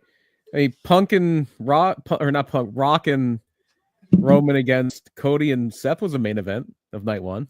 Yeah. Oh, there you go. Melina has been found safe and sound. Yeah, that emerged, I think, yesterday at some point where, yeah, she's okay. I get everyone loves him, but like, do you see Jey Uso as a world champion? He's over enough to be one. I would agree he's over enough to be one, but it's just I don't know if I subscribe to it yet. I don't think he would make a good long-term world champion, but a Damian Priest type reign. Yeah. Okay. Like I look at Jey Uso and I'm like, all right, I appreciate him, but like, there's so many guys who should have been world champion that weren't, and it, like, I don't know. Maybe I just protect the world title a little harder. Like Jake the Snake, Roddy Piper. Well, yeah, back then, yeah. We got to remember a few things. Back then, there was only one world champion, and if they were a babyface, they didn't lose it very often. Yeah. You went from Bruno being champion for like 7 years to a quick transitional reign for Ivan Koloff to Pedro being champion for 4 years to a quick transitional reign for Stan Stasiak to Bruno being champion for 4 more, and so on and so forth. I'll say this: if I'm a booker and I'm a promoter, and I send this guy to the ring, and the entire audience is doing what they're doing for him every single time consistently for the past 6 months, I'd probably pull the trigger and make him world champion.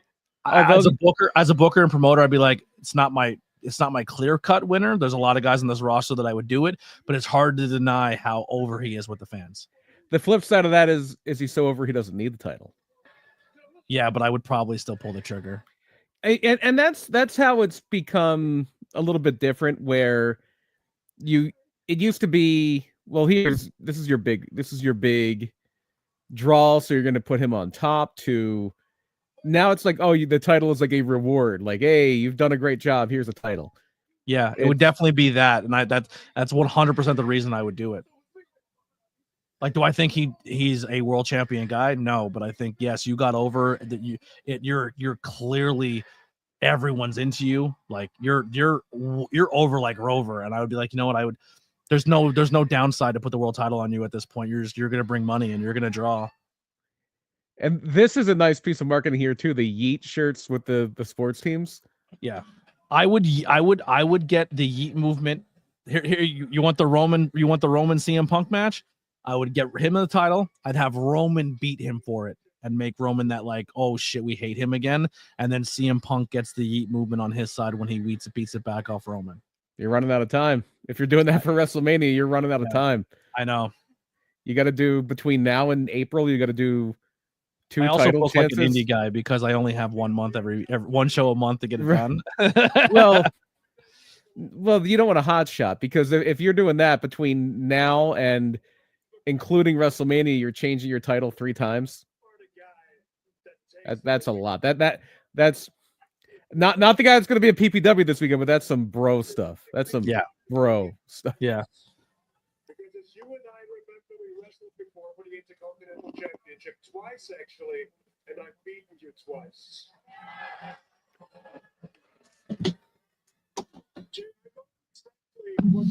All right. Well, listen, we're at the 9 o'clock mark. 9:20. And we have yet to hit one of our goals to get to a post show. So if you got, so I'm just saying, if you guys want that post show, the goal is at 10 right now. So it could be buy a membership to the channel, super chat, super sticker, or tell me you bought a T-shirt, and I'll look at the website and I'll see that the T-shirt sale has been gone through, and we will do a post show. If you can't do it, obviously I understand times are tough. But we will also hit that thumbs up button, help us hit those thumbs up goals as well.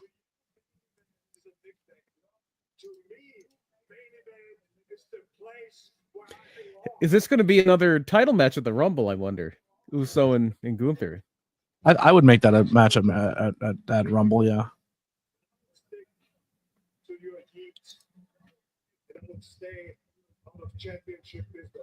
Because this whole debate we're having, that's actually something that's the kind of guy that's good to have them get that close and not quite come through. Oh, I really wanted him to be the champion. I'm so mad that he didn't win it. Yeah, but then totally. But then you have to decide which direction with Gunther is, because they've kind of made him a baby face lately. But it seems like it's more like he's above the fray. He's just like, this is all beneath me. Oh, Saturday night's main event. I guess I can't hear it. They're going to be doing Gunther and Jey Uso at Saturday night's main event. Someone just threw something at Gunther. Heat.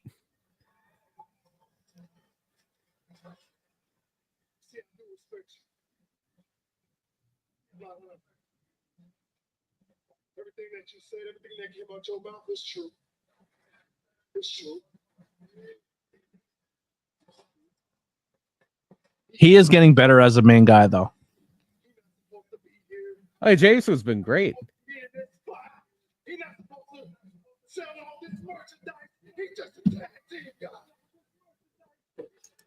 What's going on, Hunter? Oh, James was going for his Emmy with this promo.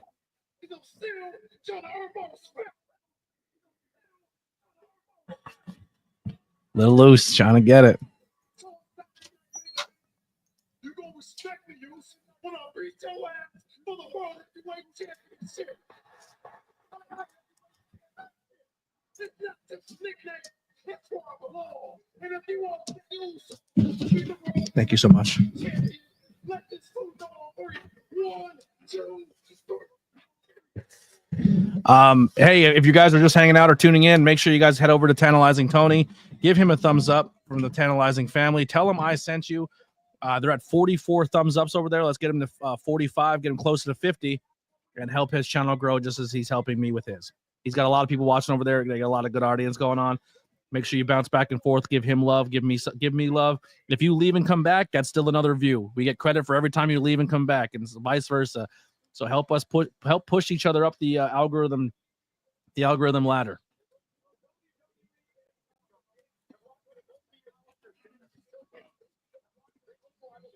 I thought that was the sphere for like So they're cosm. making these now. These are like these new bars that they're trying to make. They're like the sphere bars where they put like that's how they Okay. do the TVs. Now, there's a really cool place like that in Philly, the Franklin Institute. It's everybody that lives around there has gone to the Franklin Institute on a class trip. And they have a theater where it's an immersive screen like that, but if the camera rises, you feel like you're rising too. Mm-hmm. It's really cool. I do apologize. I'm eating on camera. I did a podcast earlier today. I made some content. I haven't eaten all day, and I was getting the shakies.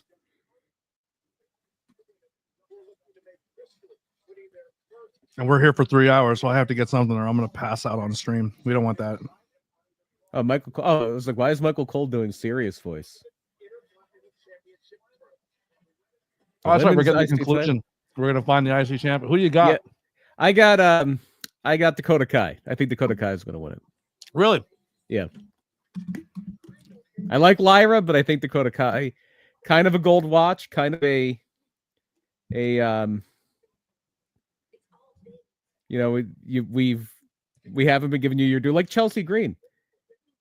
Pick 6 in the football game. It's about to be 17-3 Rams. Wow.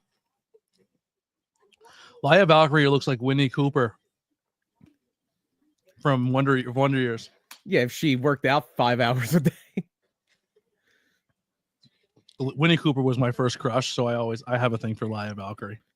She just looks like that wholesome next girl that you're like, you have your crush on your whole life, but she's too cool for you. Danica McKellar, also a genius. Like, she is like a certified like mathematical like wizard. The actress who played Winnie Cooper.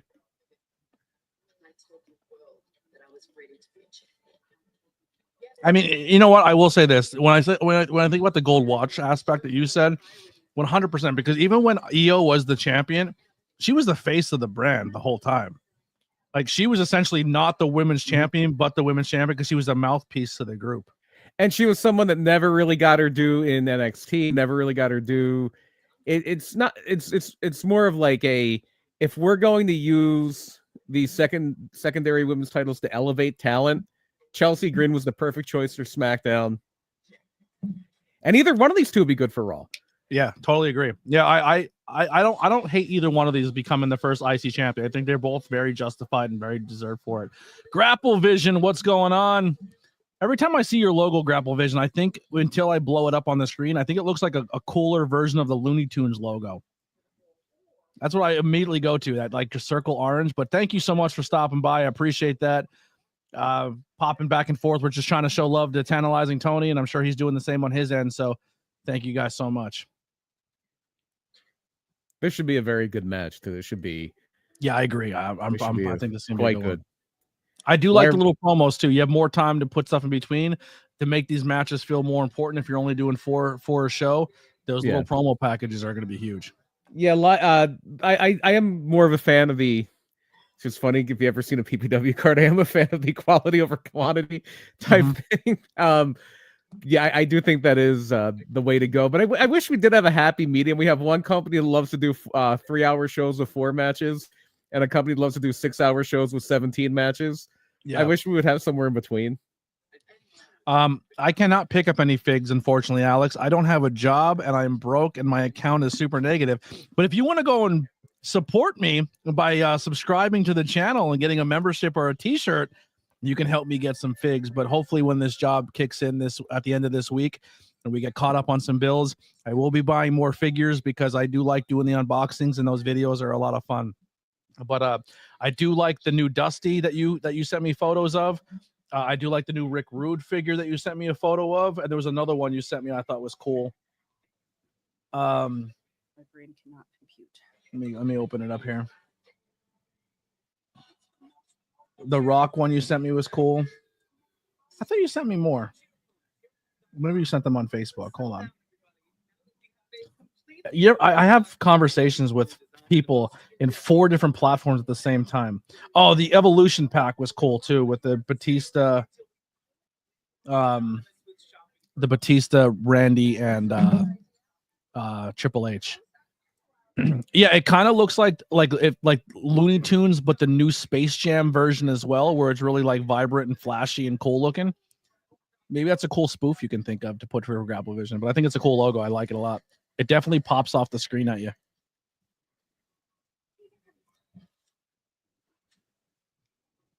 Did you watch the new Squid Games yet? I watched the first couple of episodes. I watched the first 3, I believe. I got to still finish it out. I think it's such a genius show. Like, I loved season 1. I thought like how they're doing like escape room games and stuff now with Squid Game stuff, like, and making video games and stuff of it. I think it's genius. Well, even before like Fortnite and all that stuff, or even PUBG, did you ever see the movie or read the book Battle Royale? Yeah. It always reminds me of that. Mm-hmm. It's a very well written show. Yeah, no, it's enjoyable. It's good very booking. enjoyable. It's good booking.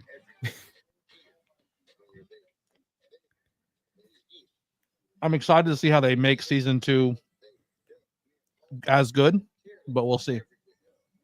Yeah, that's always the issue with kind of following up on that, especially if they never really had the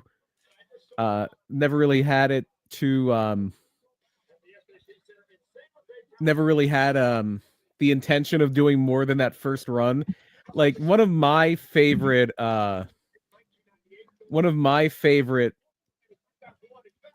shows on Netflix is Money Heist, which was a Spanish show, La Casa de Papel, that they brought over to the US, and it is so good. And they only ever did the first 2 like season run of like 13, 14 episodes. And then they did more. They wound up doing 5 seasons. And the other 3 are very good, but you can tell they just kind of had to shoehorn their way back into it. Like it was supposed to be this self-contained thing, but it's still so good. If nobody's ever seen Money Heist, go watch it. They have a spin-off with the best character from Money Heist, Berlin. They're all named after cities. I love Lyra. I think she's dope. The presentation is really good. Yeah. Did you see the promo photo they made for her for this match last week? I probably the most disrespectful thing I've ever seen in my life. Hold on, I have it in my trash folder in my. Everyone's like WWE does a better presentation for everything, and this is what they put on Twitter to promote. This was on WWE's Twitter. This is where I got this from. It was embarrassingly bad. I just found it. Oh my goodness. It looks like Lyra looks like if Paige went on a 7-week bender and did every hard drug in the world and then got arrested.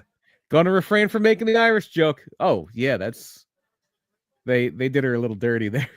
That's a horrible graphic. And look behind Kai's head. There's a finger. Yeah, there's like a peace sign. Is somebody giving a peace sign? Yeah. Horrible. That was on their Twitter. That is terrible. Yeah, that wasn't great. Yeah. Question for BP. Look at you getting questions. Yeah.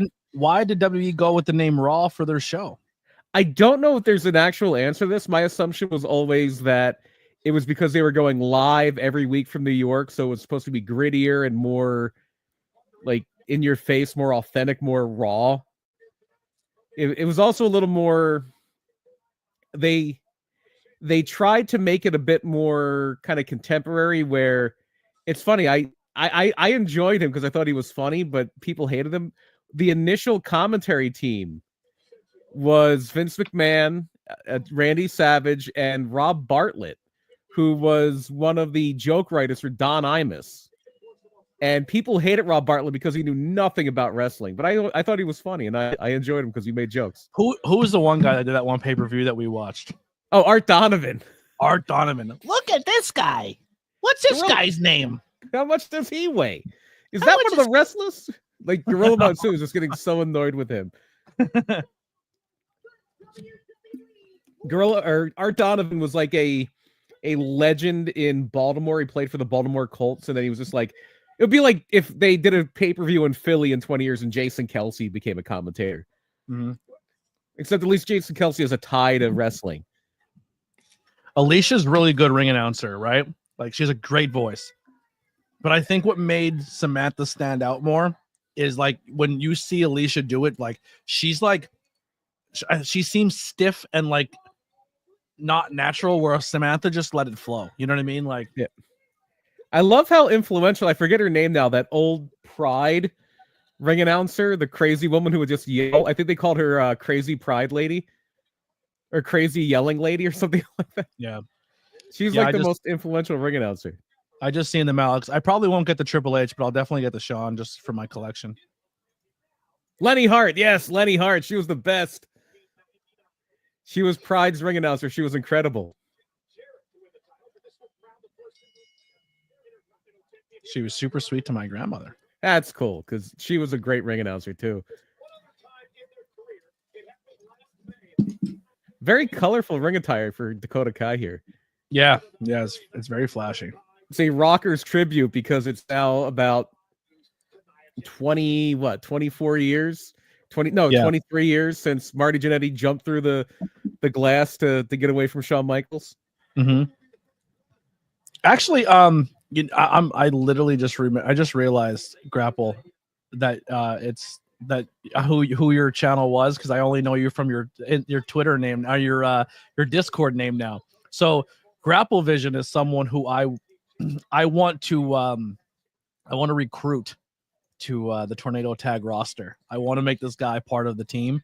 He's a former wrestler and a content creator now, and he gets me as excited to make have wrestling conversations and stuff. He reminds me a lot of you, BP. He's very, very educated, has really good takes, really good mind for the business. And I think adding him to the team or having him come in every now and then would be really good. And a lot of his content is very based on like doing really fun old school history things and bringing up certain things. Like, he did a whole bunch of research because he was like, I want to find out who did. I don't want to tell the whole story because it's a great story, but he did a whole thing about like when Jericho was doing the list, he's like, somebody did it before him, and I want to give credit to the person who did it. And then he did the whole story of how he did that. He's really, really, really talented. I should send him a link. But here's his YouTube channel for everybody. You should definitely go support Grapple Vision and go subscribe. It's a really cool channel. He does cool stuff. He has a video up there from our buddy, that Rob guy that used to own a company. He has a whole video about that whole scenario. Okay. That he got a lot of heat from, but he did a good job covering it. He used to own a company. Yeah. Yeah. Totally doesn't still own one. Yeah, totally doesn't still run a convention. But yeah, he has a Terry Garvin episode. Oh, which Terry Garvin? The scandalous Terry Garvin, or the Terry Garvin who had to change his name to Terry Sims? There you go. This is exactly why I think you guys would be an amazing team, and bringing him on. Love him so much. I'm gonna send you a link on Discord. If you want to come in and join and talk. I don't think he has a webcam at the current moment because he's not at his home station. But if he wants to pop in and just say hi and have a chat with you for a minute, I think that'd be a lot of fun. He was in the Discord with me till like 2 a.m. last night chatting. He's a good dude. I think he'd be if I can recruit him to the Tornado Tag side, I would love to have him on team. Terry Garvin, the baddie. Yes, that Terry Garvin. Yeah. As that was happening, as the whole scandal was going down there, one of the main baby faces in the Global Wrestling Federation, which was on ESPN at the time, was also named Terry Garvin, but it was a completely different guy. And all of a sudden he's like, yeah, I'm changing my name. I'm Terry Sims, which is, I believe, his real name. Mm-hmm. So, but he had to drop the whole Terry Garvin thing. Cover my mouth. I took too big of a bite. I'm just really fucking hungry. Yeah, well, that was an old homophobic joke that Gorilla Monsoon. He would always love to he would always like to make allusions when like Brooklyn Brawler was wrestling, when he was still Steve Lombardi. Like, oh, he learned that go behind from Pat Patterson. He went to the Terry Garvin School of Self-Defense.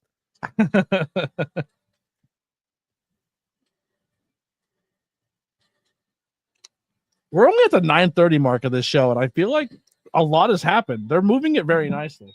Yeah, especially because the last episode was so all about the pageantry and the glitz and glamour of it all, and kind of celebrating themselves, and so there's nothing WWE loves to do more than pat themselves on their own back. Yeah. They're like the Barry Horowitz of companies. They love patting themselves on the back.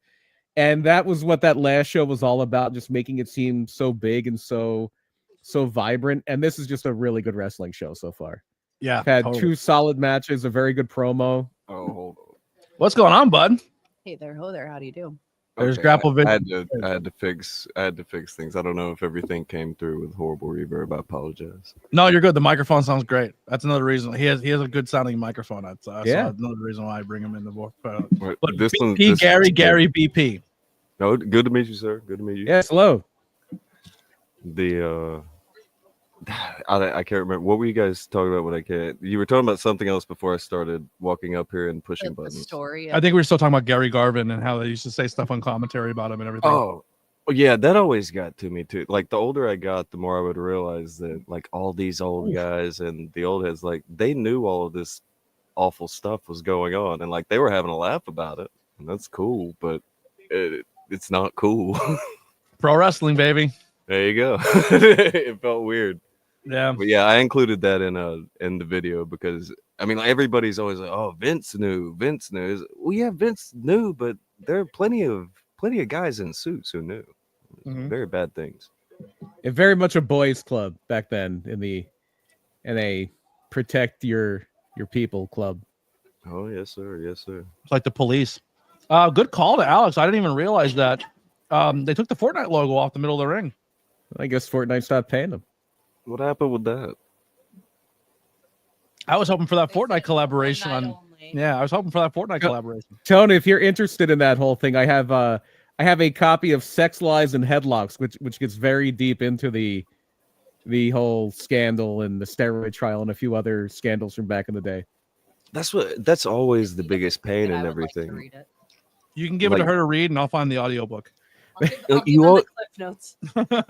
Don't you always you have to go to like an unauthorized source, because if you go to like an official source, they very much half-ass it. They don't really give you much of a story. So you have to go to the unofficial source, and then when you do that, everybody's like, well, you're ignoring the official sources then. And I can't ask WWE about the bad things WWE did. That's not a thing.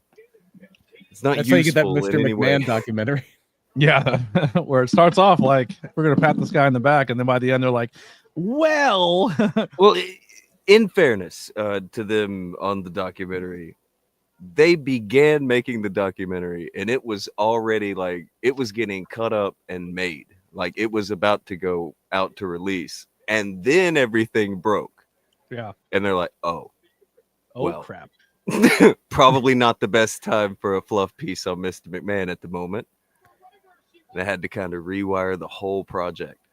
I feel somewhat bad for the Netflix people on that one. That one time, they have my sympathy.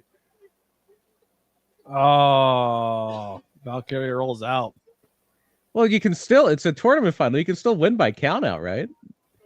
That title I guess changes. so. The title doesn't change hands on the countout. That doesn't matter in a tournament final, you would think.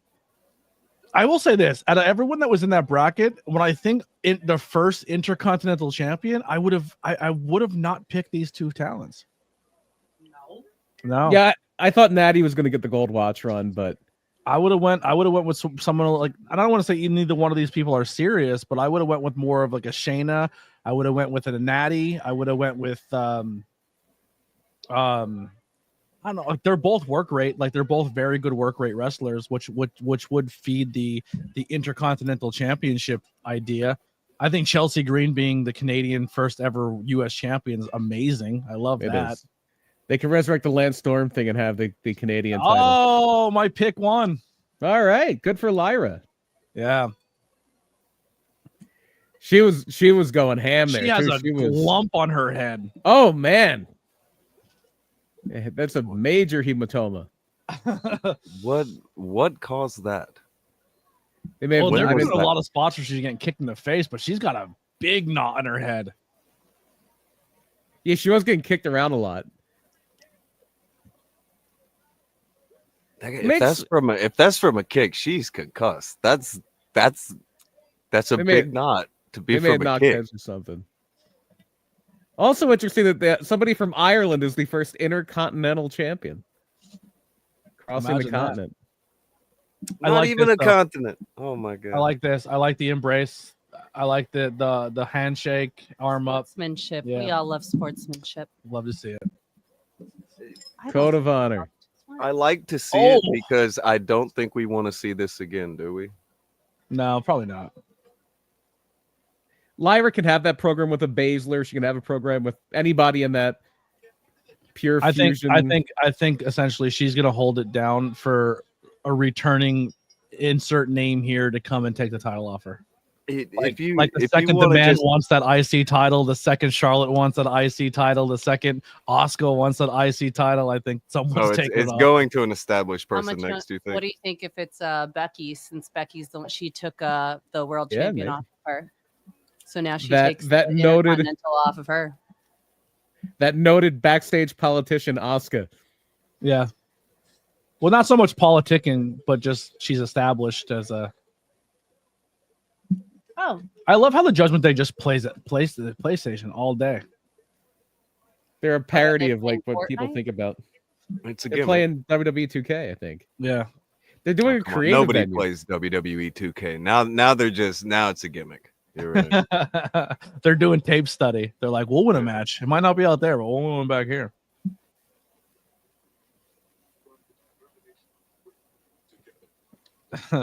All right, that's a statement. They should have ran it back, and Dakota Kai wins, and then it would have been the first ever gay intercontinental debuting champion.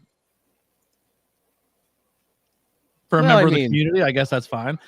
I don't know of how much pageantry is behind Pat Patterson being gay, or how No. much of like him being possibly a predator. You know what I mean? And also, I mean, Dakota is LGBTQ, but also is now dating a guy.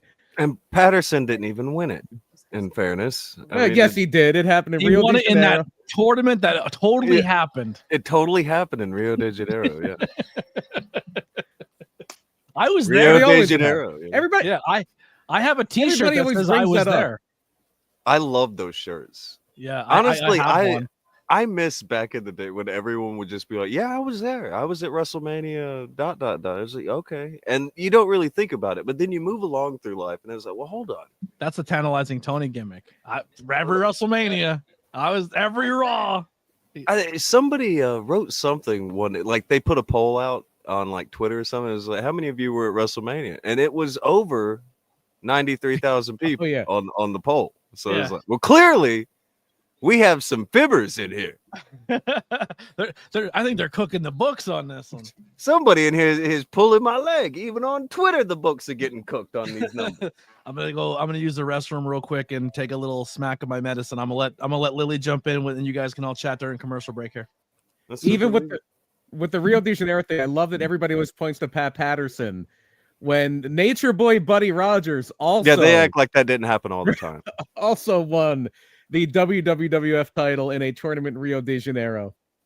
I booked a Phantom tournament once to fill in a gap. That happened. It had to happen. I thought it was an amazing solution. Other people thought it was lame. I You don't gotta do what care. you gotta do. Yeah, it made sense to me. It was like, look, we haven't been in this town in like 2 weeks. We haven't been anywhere else. We can just say last weekend ... happened. They don't know. That's true. And people how would they know? How would Exactly. they know? and that's on like a local level. And to be able to do that on a global level back in like, the 90s or the 80s or whatever, that had to be fun. I won't It fault did. them for that. That has to be fun. And then all those negative title reigns like the Freebirds and Rockers, didn't Rockers get one where Well, they they had- got the belt and then they didn't get the belt? yeah, they were supposed to beat the Hart Foundation for the titles, but then the bottom rope broke or the top rope broke, and then they decided not to air the match and pretend it never happened. And then they broke up. What the a way to Rogers. lose it. The rope broke, so no belt for you. You out of luck, fam. No title. One of my favorite ones like that is they did a match when Kensuke Sasaki was the WCW US champion. No, that And- was great. One man gang. When they Yes. filmed the double endings, Mhm. depending on how things fly. I love that. That was great. The one man gang wins. No, we're going to restart the match. Sasaki wins. And then we just only show the first. Yeah, that was like 94, right? Like 94, 95-ish. 95. It was around the time they were doing that World Cup of Wrestling at Starrcade, New Japan against WCW. Yeah, and then like when One Man Gang goes to drop it, they did the same thing with Conan, right? Like they had to do 2 finishes with Conan, didn't they? That sounds right. That's amazing. Like One Man Gang's he's a very nice guy. I don't know where all this comes from. Where him winning the belt needed 2 finishes, and him losing the belt they needed 2 finishes on tape. The win, I'm pretty sure, is because of New Japan. Like New Japan, I think in Japan the win is New Japan. The other one is I don't who was the issue with the other one? Maybe Would they it be weren't sure. Conan. He was winning, They or maybe it was One Man Gang. or they weren't sure that Conan was going to make it, or something like that. Guys would have issues with the smaller guy thing back then. It may have really been One Man Gang. He's super nice guy, but like at that era, like guys would be like, no, I can't lose to this small guy. I can't do it. I'm so happy this conversation's happening right now. I'm so pumped. This is like the whole time we were talking in the Discord, Gary, last night. I kept looking over at Lily like, I need him and BP in the same room. Their voices are magical. Their wrestling knowledge is so good. This is it. We took all of our combined knowledge to end up talking about Conan and One Man Gang in WCW. That's where it landed, brother. And the humor is there too. We have all this knowledge, and we went to Conan and One Man Gang. That's where we found ourselves. What a waste of talent. And Conan defending the U.S. title against El Gato. Pat Tanaka, the luchador. See, Pat Tanaka is a fascinating creature to me. He's been everywhere and managed to do nothing, and I mean it in the best way. Like he's in the background everywhere, constantly. Oh, somebody in the crowd has the Jey Uso Slam Buddy, which is like the new version of the Wrestling Buddy. The only problem is they keep making them this big. Like, what can you do with that? No, that's not sufficient. It's, even the ones we had, like they should have been bigger. Yeah, just go all in. Give us the a 4 problem was foot. They were the right size, but we just grew up and they stayed the same size. And they're like, you're trying to suplex the same thing you're able to as a child. You couldn't really grab a hold. Yeah. They need to make a Slam Buddies or Wrestle Buddies or whatever they're called. What were the OGs called? But Wrestling Buddies. Okay, Wrestling Buddies X Squishmallows. And where they come in all the different sizes and they're soft and you can still elbow drop into them and you ain't going to hurt yourself, but you can make them as huge. Yeah. And you can get unfortunately, them because those were just too small for me. So I would very quickly come to the realization the money is at those like a big fair or at a theme park. Yeah. Get in there and get you a 4 foot tall Kermit the Frog and whip his ass. And that Kermit the Frog, he took a shellacking from me, my brothers. He's in a closet somewhere. Happily retired, hopefully. I had my Wrestling Buddy, and then I found in someone's trash at a yard, like when he would put up like spring cleaning, when they put all their garbage out, and you go around and pick all their garbage and take it home. Like that's what I did. You know how many wrestlers I got that way? So many wrestlers. You did what you needed to do. Yeah, people were like, "Oh, we're gonna throw away your old toys," and like you throw all your trash. It wasn't your trash. It was they just threw away all your new toys. That's what they did. And they essentially threw. And I would go through them, and I'd pick out like, "You got this Ninja Turtle and this." Like I cleaned up on these things. But somebody threw away. Remember, you would lift up the mattress and stick the bars in, and it came up and held the side of the bed so your kid didn't roll out of bed. Yeah, it's kind of like the hospital bed things. Yeah, but they go longer. They go the whole. No, they the just whole laid. Yeah, they went the whole length of the bed, but they just kind of like went under the mattress, and the mattress weight kept it. So if you hit it, it's guardrails for your bed. It was a guardrail for your bed. It's like a bumper rail for your bed. I got 2 of those. Guess whose bed turned into a Royal Rumble then? I had ropes now. I mean, you couldn't actually use them, but visually, they were my ropes.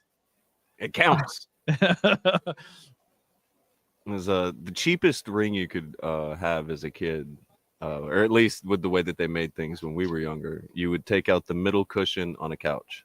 Boom, wrestling ring. Yep. That's where the wrestlers wrestle. Oh, Sammy versus The Miz. Well, The Miz has been so absentee, I feel like, for a while. He's been caught up in this whole Wyatt thing.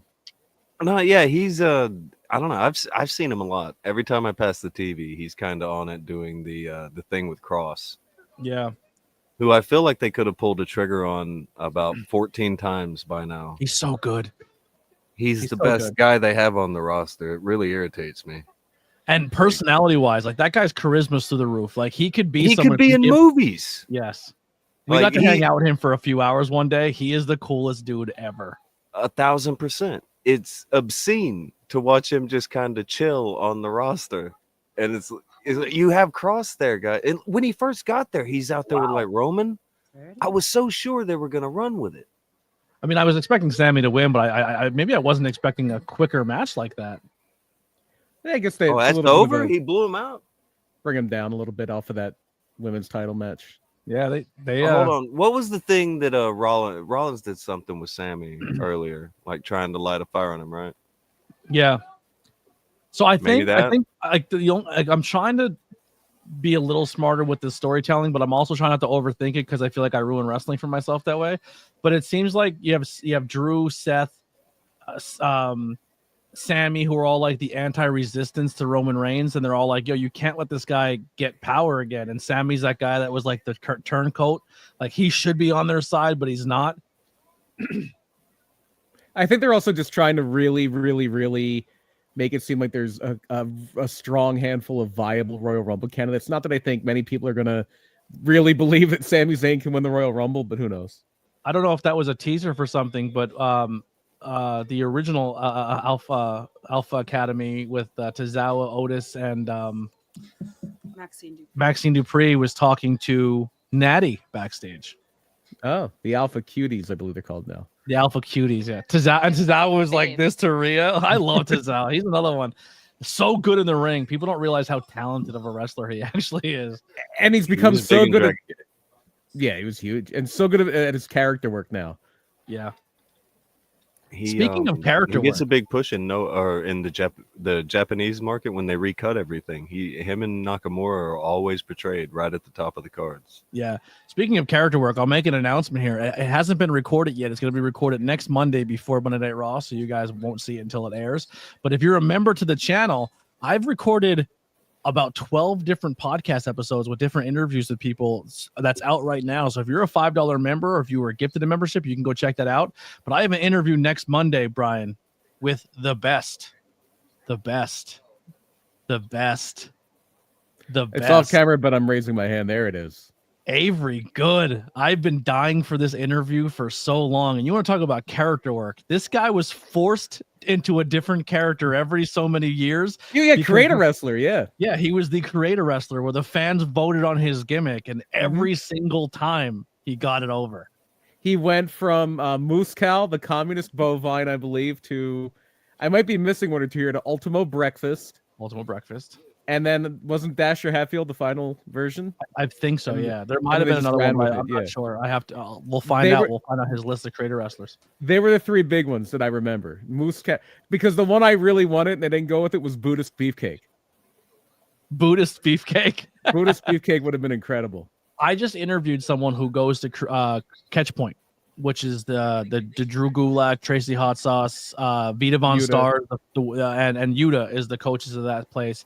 And he said, I worked a match with Travis Huckabee, and we all had to draw out of a bucket of what our characters were, or something, or they just picked two characters. And he had to wrestle as a bird, and Travis Huckabee wrestled as a cat. And that was their characters going into the ring. So they had to work a match, but stay in those characters. And I was just like, I would have loved to see Travis Huckabee wrestle as a cat. We would have to try to a cat. eat him. He would have to try to eat him for the whole It was thing. like a Tweety Bird episode, I bet. Yeah. But I think that's a creative thing at a school, of just being like, all right, so you guys are gonna get to work in the ring. Here's the match I want. Here's the finish I want. But you have to do it on the confines of you're this person and you're this person. Like, I think that's a smart way to teach character and crowd work. Yeah, it's like improv. Well, here you go. Braun Breaker and Sheamus, official for Saturday night's main event. There it is. Not a terrible booking. I don't. I don't think they're going to give Sheamus the Intercontinental title at anything less than like a crazy big event. Maybe Saturday night's main event is that. I don't know. Does Jey Uso take the title off Gunther at Saturday Night Main Event? I don't think that's got a shot. I think it's so soon for Breaker to lose that title again. I didn't want him losing it the first time. Yeah. I understand they want to give Jey that acknowledgement of here's your run, but I would not. The one thing with Breaker that I think you might want to consider opening him up for the Rumble. Yeah. That would be the one reason why I think, okay, they might do that. Because Sheamus, again, he's the top dog, but I don't think anybody's mistaking him for a Rumble winner at this point. Breaker, on the other hand, like it could be a big moment for Sheamus and Breaker get in the Rumble and eliminate everybody and their mother. Even if he doesn't win, still going to look good. Is Rhea the biggest star in the company? Women's division, yeah. Other than Roman? Yeah, well, yeah, like Roman. Punk and Roman and like all those guys. Shirt, I'm gonna be pissed. Punk, Roman, Cody, and then Rhea's right up there, like in the next. She's by far the biggest woman of the past several decades. She surpassed the man Becky, right? She surpassed the man the Becky thing. I think was very manufactured, very tacked on. Rhea Ripley has become very popular by just getting there. Like it was pushed a little bit for sure once they figured out how it was getting over, but it was not shoved down your throat like. Here's the thing with Rhea too. I think she's universally the only female or male wrestler in the history of ever who everyone likes them, both genders of whatever your sexual orientation is, for the same exact reason. Like, there's no like, well, here's what I pull out of Rhea Ripley. Like, no, everyone's just like, she's Rhea Ripley. Like, you just like it. Like, there's no like women look at her the same way men look at her. You're like, are you saying that there is no substance to Rhea Ripley? No, how dare you? Rhea is just an aura that she cannot be contained to. She's a good wrestler. She looks really good. She's sexy. Like she just encompasses all of it. I don't think. Yes, I can kind of agree with that. I think she's one of the few people who have come along in wrestling who actually have that thing everybody talks about all the time and pretend that everybody has. Yes. Everybody pretends that people are stars. Everybody pretends that people have aura. Everybody pretends that people are, the next big thing. Like she's the actual thing. Yeah. Like Seth Rollins is a great wrestler, but he's never going to be a star. Yeah. He's never going to shine beyond how great he is in the ring. And that's unfortunate because he works hard. Right? Like she could be the female Hulk Hogan. Depending, I can't predict like the media landscape and everything like that, but she could be huge. I mean, again, I wouldn't put it in the scope of like trying to be like, the female Hulk Hogan or the next Stone Cold or anything like that. But for what things are now and how things are now, she could absolutely. She's already the biggest female star in the world, but she could absolutely become one of the biggest in the world. She has the flip side of what they always said about leading men of women want him, men want to be him. It's the men want her, women want to be her, and also want her. Yeah. Like she has that energy.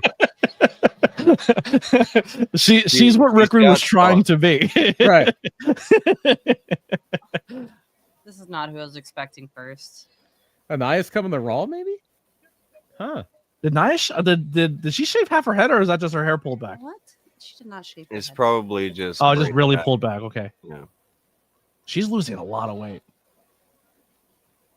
She's wearing a corset. I know, but she's working hard. I remember feeling very strange when I first saw Jacob Fatu in the WWE.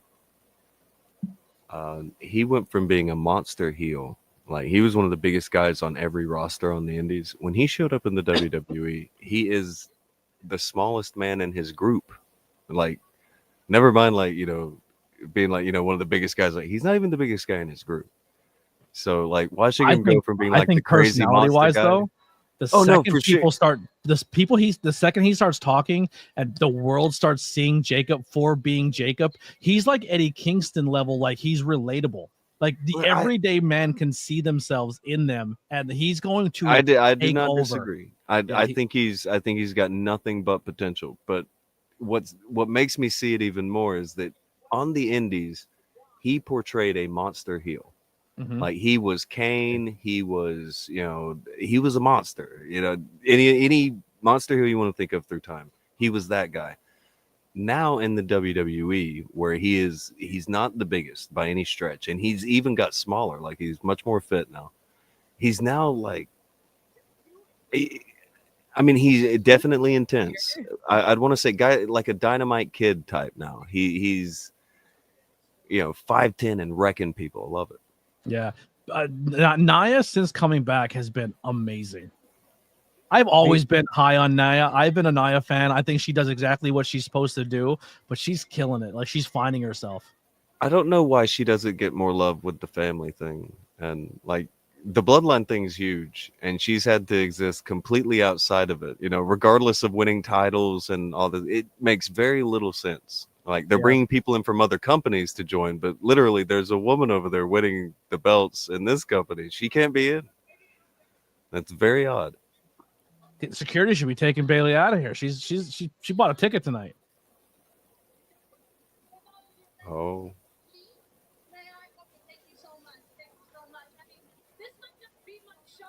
That whole thing with Jacob Fatu, that does remind me of when, and Jacob Fatu is no disrespect to this guy. Jacob Fatu is way more talented, but when WCW signed 911, who was the giant who would just tower over everybody and choke slam the world in ECW. Yeah, in ECW. And then the giant of ECW, you're setting yourself up for failure right there. Oh, hell no. But he's 6'4", and you're like, oh, he's like a bigger Jake Roberts. And he gets to WCW, he's like, oh, he's like a shorter Jake Roberts. He's a shorter Jake Roberts, exactly. Bailey, yep. ECW is one of the greatest camera tricks of all time. In many ways, yes. In many ways. When you watch ECW, you don't really... Women's tag everyone you're looking at, they're all tiny. I like that shirt, though, the role model from the Bay. That's a cool shirt. I love Bailey. Oh. Unfortunately, Bailey... popularity is waning? Yes, 100%. They put the title on her, and they did nothing with her with it as a champion. It was actually very lackluster. It was not a good title run. It's better off to just not do it then. Yeah. Like right now, you want me to believe that Bailey's going to beat Rhea Ripley? Like, I'm sorry, there's no shot in my Bailey, IC champion. The second she wants the IC championship, or someone says Bailey should be the IC champion, she'll probably rock that title for quite some time. Bailey is the macho man of the women's division. Like, she's a really good work rate. She can go out. She can put great matches on. The crowd's going to get behind her, but they're just never going to she'll just be like a secondary champion for most of her career now that they created them. He is a go-to transitional. Yeah, unfortunately. But listen, that's still a great career. There are way worse spots to have. It seemed like they had a great idea for her to claim the title last year for Mania, but then they never really had what they wanted to do after that. Ooh, here's a hot take. Selena over Bailey. Never. Ouch. In the ring, no shot. said that? Bailey's a way better wrestler. I could give a take on top of what you said a little bit ago, Mr. BP. I dare say I don't think they had a plan for any damn thing after WrestleMania this past year. That rings true. That rings true. Like, from everything that I've read, everything I've seen, there was no plan post WrestleMania this past year. And if there was, it must have been trash. JBL coming back next week. That's interesting. That's insane. He's been going around the indie circuit, short arm clotheslining everybody and whispering at him. How did that pay off now? He got attention from the big company. JBL has to come back and recreate the Eddie Guerrero storyline. He's gonna show up at the second end of the bloodline at WrestleMania. He's gonna come out, give Rock the whisper and a short arm. That's gonna be the deal.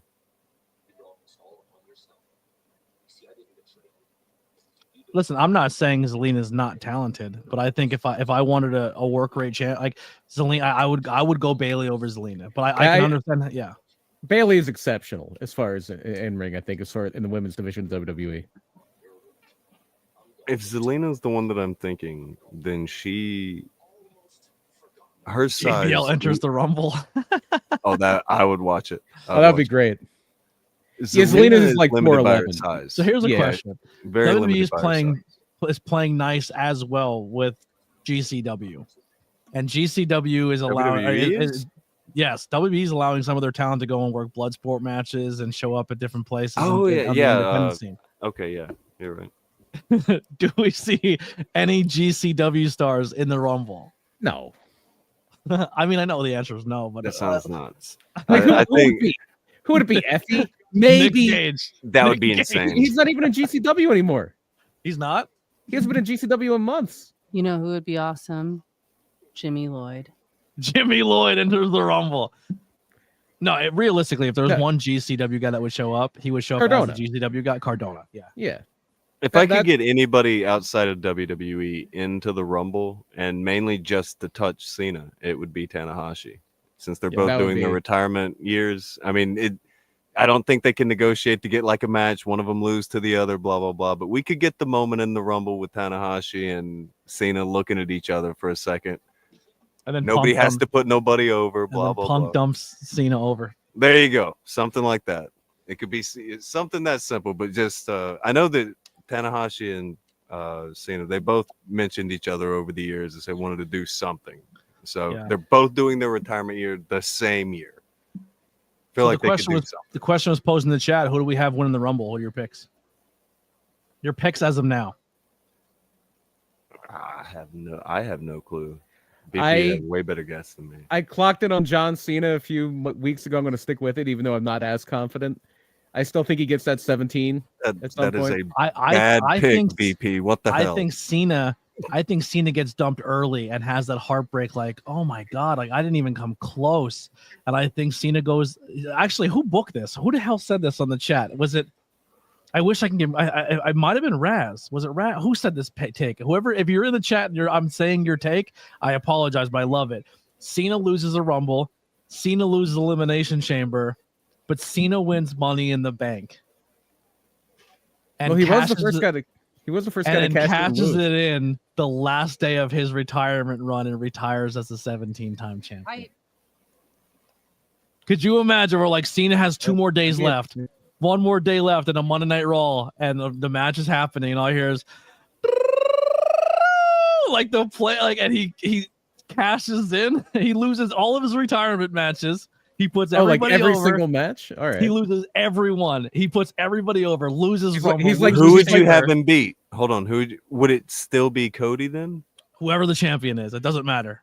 It could be God Would- at that point. It's John Cena going for 17. Okay. and then John Stewart stops him again. it's the Jon winning, Stewart. it's the most losing John Cena of his career, cashing in the Money in the Bank after all odds and winning his 17th title. What if And then you could Punk- do a fun hold tournament. on? What if Punk does his whole thing? Punk does the Rumble. Punk gets the belt again, and then Cena cashes in and beats On Punk. on his retirement year. And does the What that if he would gets him be back? that would be a great bookend. That would be a great bookend if they did that. The blowing a kiss John thing. Cena jumps the barrier, blows a kiss at Punk, and retires as champion. It's got to I be. know in that a lot of Boston, though. people It's want got to be in Punk. Boston. I know that a lot of people want Punk for the Rumble and for his Mania main event and everything. Like, I know that's a thing. If that plays out that way and Cena gets Money in the Bank like you're talking about, they would be absolutely foolish to not. They've got to pull the trigger on that. Yeah, that would be so sick. He can have the title for 15 minutes. He can lose it the next day. Who cares? No, But they retires at gotta do 17. that. Retires at 17. Tournaments are fun. Just do a tournament for the No, world sure, title. I'm not against. But even if they're like, I don't know if we can keep him champ, fine, have him lose it the next week. But you need that moment where like Cena gets his like Money in the Bank thing back on Punk. That could be a great Cena thing. finally turns heel, and he comes out and does the lay down spot. Oh no! He leaves like Hogan. No, Too far. no, We went no. to it. It was right where it needed to be, and we took it to that day. So you did the thing. We. I did. He's got a French mouse in his pocket all of a sudden. He's been taking French lessons. It's You're part of the we all team of a now, sudden. Gary. You go down with the ship. Because I've been roped in. Gary also, when I talk to him, BP Burke, he gives me if Tim Mingle was a pro wrestling fan vibes. He sounds his Okay. cadence is very Tim Mingle. He has a very soothing. I love it to death. I will take that complimentary. Tim is don't know what the it means greatest. yet. Tim, my buddy Tim, that you sound like, or you have a very similar voice. Is the one of the sweetest human beings you'll ever meet. He's the best. I never met someone who didn't like Tim. Like, there's not. It doesn't happen. What is the main event tonight? I would have thought it would have been Balor and Priest, but unless it's going 45 minutes, it's not going to be. Or there could be a main event promo, but who would that be? You already had Punk. And Do you think they're giving Balor and Priest 45 minutes? Do you think that they would give Balor the title shot at Rumble with Gunther, maybe? If they're I doing always feel like they toss him like pity title shots when they're not sure what to do. Yeah, he's very much the new Dolph Ziggler in that respect. Yeah, Dolph's gone, brother. I'm sorry. I feel like Gunther as a champion hasn't been taken very seriously either. Like he's beating everybody that we He's had really no don't want him to. challenger. Yeah, he there's all of his challengers are people that we just expect him to beat. Like he goes out and beats a Roman, or he goes out and beats like a top guy. Then I'm like, oh, I don't even think he has to beat Roman. I think like Jacob Fatu versus Gunther. They could sell that. They could have made it cool. like they put Gunther they could do a versus million Cody, and things. Cody beat him. Cody beat him in Saudi. Like that could have been a Gunther moment where winning he that. has. He They're would have not done more for building Gunther. the matches though. That's what I'm getting. All of the matches are just I challenge you, Gunther, and he's like, all right then. All right, I'll dust you. And that move on. is the story. And in WWE, that makes him seem all of his stuff seems very lackluster and compared to everyone else. Where like if he were doing that anywhere else, it would be like, yeah, okay, cool, and he's the top guy and it works. But being surrounded by all of these stories, it takes away from him that they never really hand Gunther a story at all. Damien with his Puerto Rican kendo stick. That's very cool. I think he borrowed that from Bad Bunny. Yeah.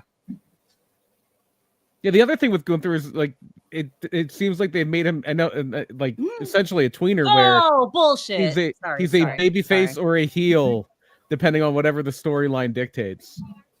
Yeah, it's not a good spot to be in when you're not already the top guy. When you're like, if you're Stone Cold, you can do that. If you're, a guy who's well established, the top of the food chain, you can do that. You can't do that when you're trying to establish a legacy and trying to really, leave your mark on everything like Gunther is. Yeah. If here's a quick question with Damian Priest, time machine, any wrestler, any generation, any time frame, who do you put him? Who would you like to see in a match with Damian Priest? I feel like you're teeing it up to say Razor Ramon. I think Razor would be a fun match, but I don't know if I'd go with that. That would be my number 2. I mean, right now he's giving me more Diesel vibes with his gear. Yeah. But no, I would love to see Damian Priest in his prime, like right now, versus like a peak Taker. All right. Which Taker though? Like the MMA Taker, the American Badass, the Zombie? I'm saying like Bad Blood Shawn Michaels era Taker. Velvet Taker, crushed Velvet Taker. Yeah. Big goatee Taker. Prison teardrop Taker. Yeah. That was a very specific Taker. That is Poltergeist, the legacy Taker. Is that still pre or post Sarah? That's pre Sarah. Yeah. That's wife number 1 Taker, I believe. Yeah. Is that pre? It's like The BC, teardrop is BC, pre-Sarah. It's BS. BS.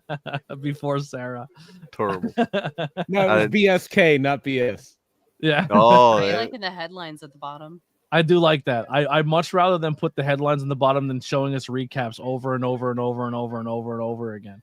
This happened earlier tonight. I'm like, oh my God, that's the 13th time you showed us. We're over it.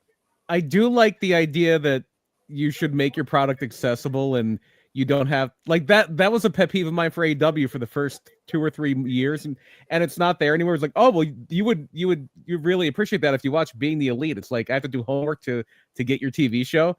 Yeah. Where WWE went the it's other not just way. Homework, it's vlogs, man. Like if it was like go check out a really cool, that's one thing. They were like go check out our vlog. Pretty much.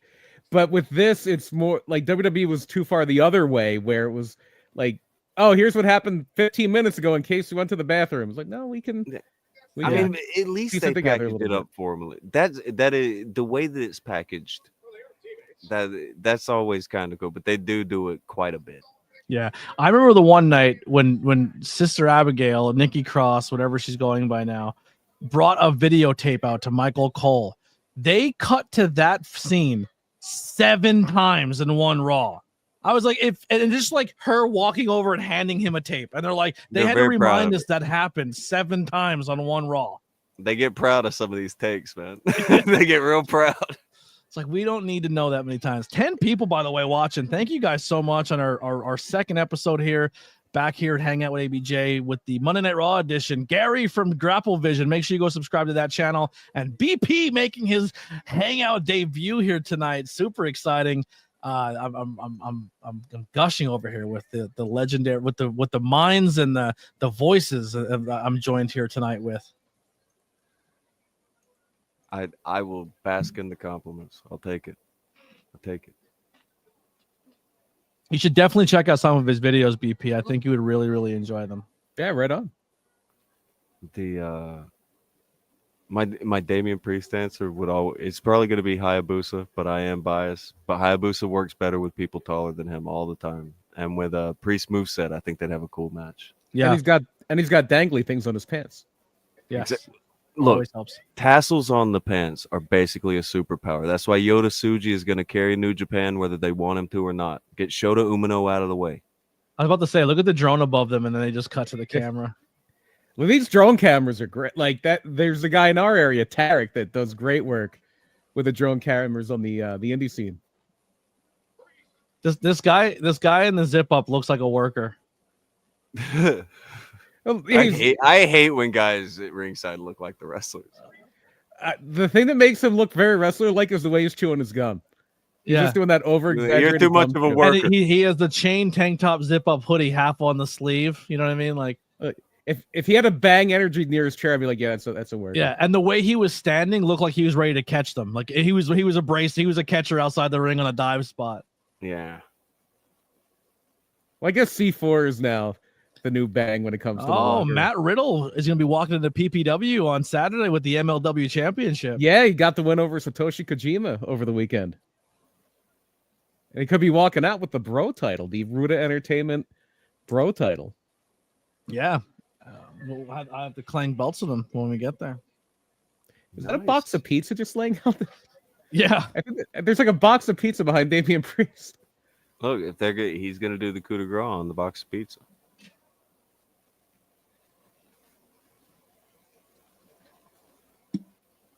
Unconventional I weaponry. think they're going to go the distance. Yeah, there's like between French fries commercials. and stuff here. Yeah, I think between commercials and everything going on, I think they're going to go to the end. Okay, with them Yeah. going to the end, they have to put Priest over then. Unless think- they aim to make Balor the next Rumble challenger. It makes me, it's giving me Monday Night Raw vibes now, where it's going to end in a screwy fuck finish where Finn wins on where everyone on the Judgment Day runs down and helps. But I think Priest will then get some assistance himself, but who it will be, who knows type deal. Like I can see them ending on a high note. Liv Morgan Oh dear. helping Damien. Or Rhea comes down. I think it would be really interesting if it was Liv, because she's over here like saying how she's not mad at Dom, but like she's already been frustrated with Finn to begin with, but like just to kind of get back at this whole like I'm heartbroken, but I'm not going to tell him that. Like, What if Liv cost Finn the match? I think that's moving faster than WWE would like to move. Like they usually move a bit slower at that, especially with Triple H at the helm. And I do think there would be some potential in like almost like a first wives club with Rhea and Liv at some point. We're like, yeah, like we're united over the fact that we hate this jerk we used to date. Yeah. And they could just slowly gain numbers. Like as Dom runs through the women, they're like they get him like 2 more girlfriends and they've got a stable. Yeah. And then we just have an on-screen women on woman like team with Liv and Rhea. Yeah, where they're like somewhat dating as wrestlers, but still in a tag team. Yeah, just this whole group of women who are wronged by Dom. 2025. We can have our first. I've heard they've lesbian considered tag team. Dom. I've heard they considered Rhea and Dom for Mania, like Rhea versus Dom. I would like it. okay. I don't think Interesting. they'd be opposed to it on a pay-per-view. Like Nia took bumps from everybody at a pay-per-view.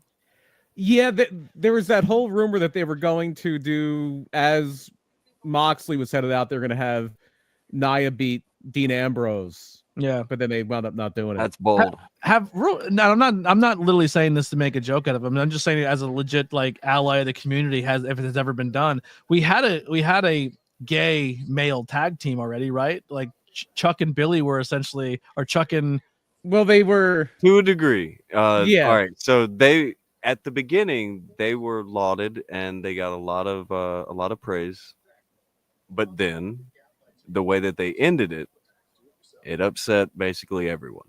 Yeah. So not necessarily the best example. But I'm saying Yeah. is we had it presented to us as two males were in a relationship as gay men as a tag team. Kind of. It was very Yeah. ambiguous until they finally acted like it wasn't for 1 week, and then at the end of that week, they made everyone Oh. angry. It's ending with Finn Balor getting carried out on a stretcher. Oh wow. So yeah, just to kind of close that out, they had a lot of publicity. They even had Billy and Chuck on like morning TV shows with the head of GLAAD, the Gay and They Lesbian Alliance pushed- Against Defamation. And I guess they had made these assurances to that guy that no, we're not doing like some kind of storyline here where it's going to be like a big twist. It's like no, they're really going to get married. And then at the end, they're like, wait, we're not gay. Like they tried to like cover it up like we have nothing against gay people, but we're not gay. It was like They pushed it like Rico had got him, talked into it and all that, and then the priest was Eric Bischoff. It was quite a segment. That part was fun. Eric Bischoff. It was quite a segment. To be Yeah, honest. It was the wild. Finn Balor wide-eyed spot with the neck brace on because he couldn't move. So it was awesome. The wide-eyed Finn was great. We haven't had a wrestling character with a comically oversized neck brace in quite a while. We're overdue. Joel Gertner was the last. And the best. And the best. He really was the only one who rocked the neck brace. He put a bow tie on that. damn Andy thing. Kaufman, I think he coined it for a minute there. This is true. I mean, like I think Gertner had his for years. Yeah. He still he wears did. it. He does. He's still rocking it, is he? Okay, never the mind. occasional indie. He I will haven't still rock seen the him in neck a brace. while, so okay, awesome. He's Yeah, we still seen him. rocking We the seen him neck. about a year and a half ago. The bow tie neck brace. That's quite a combo. Well, here's what you were talking about, Tony. Here's the cavalcade of interference. Yeah. But it's only 10:30, so maybe this isn't the main event. We might be getting a main event Is promo. JD McDonough wearing JS Hawthorne's pants? I know. I think McDonough's doing gimmick infringement from Hawthorne. Or Dangerous Danny Davis. I just saw a Dangerous Danny Davis match over the weekend. I was watching the old primetime wrestling that was on the WWE Vault channel. It was the the one evil where referee wrestler was a great gimmick. That's to this day that gear just oof. It's a miracle. He has the neck brace off. why does it look like Conan standing in the crowd? It might have been Chio. Chio's upgraded his hack game if it was Chio. Really? Yeah.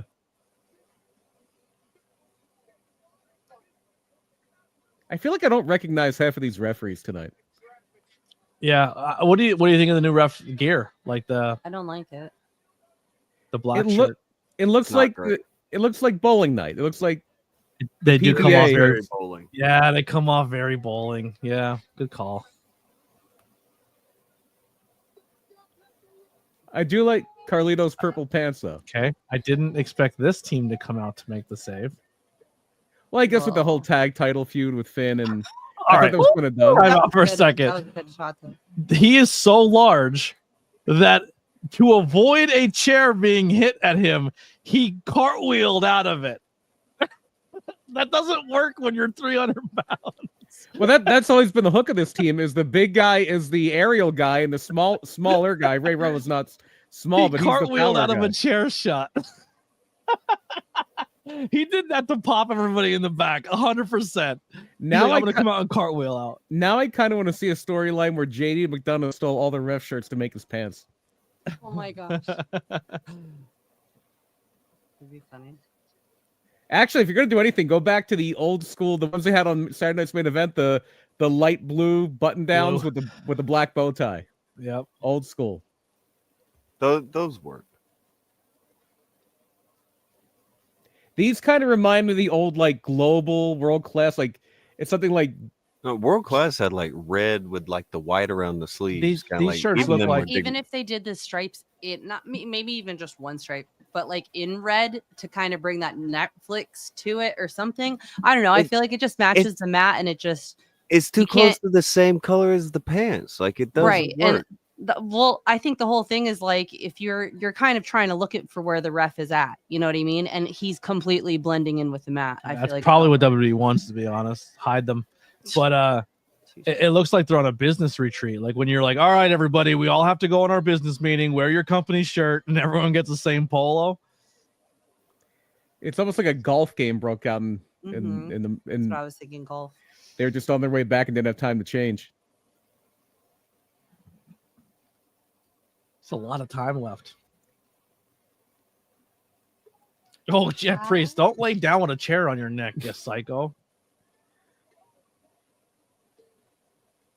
Priest came from our local independent scene. He was trained not too far from us in Jersey. The world famous And, Monster Factory.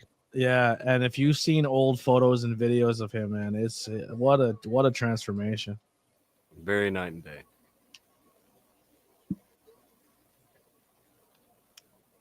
That was big when he was doing the whole program with Gunther, and they were showing you like the old purple hair Gunther, blue hair Gunther. Yeah. Gunther looked like Gunther had a run a whole while there where he looked like Mikey Whipwreck. Japan Gunther looked funny. The Now I- singlets. Now I just want to see Gunther in the old Mikey Whipwreck Dragon shirt instead of a suit. I have to remind myself to bring my title PPW this week. Hopefully he's there. I can get him to sign it. Yeah, I mean, if I know he doesn't come to a lot of the shows, but he doesn't live too far away.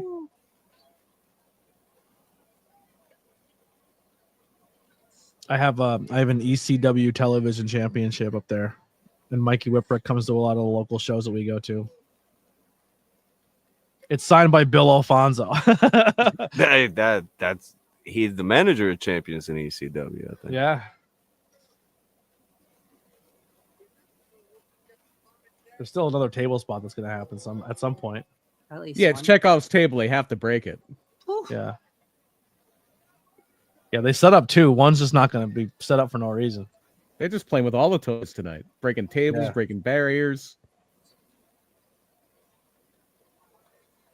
They're trying to end tonight's show like they started last week's. With a giant soliloquy about baby faces and heels. No, we're just like going through everything and smashing everything and breaking everything and the street fight style rules. They started Raw last week with the tribal. Oh, combat. you mean the first match? Okay. Yeah. And now they're ending this week's with almost like another street with another street fight. I thought the Hulk Hogan beer ad on the ring No. was a stop sign. Hulk Hogan got his beer ad on there.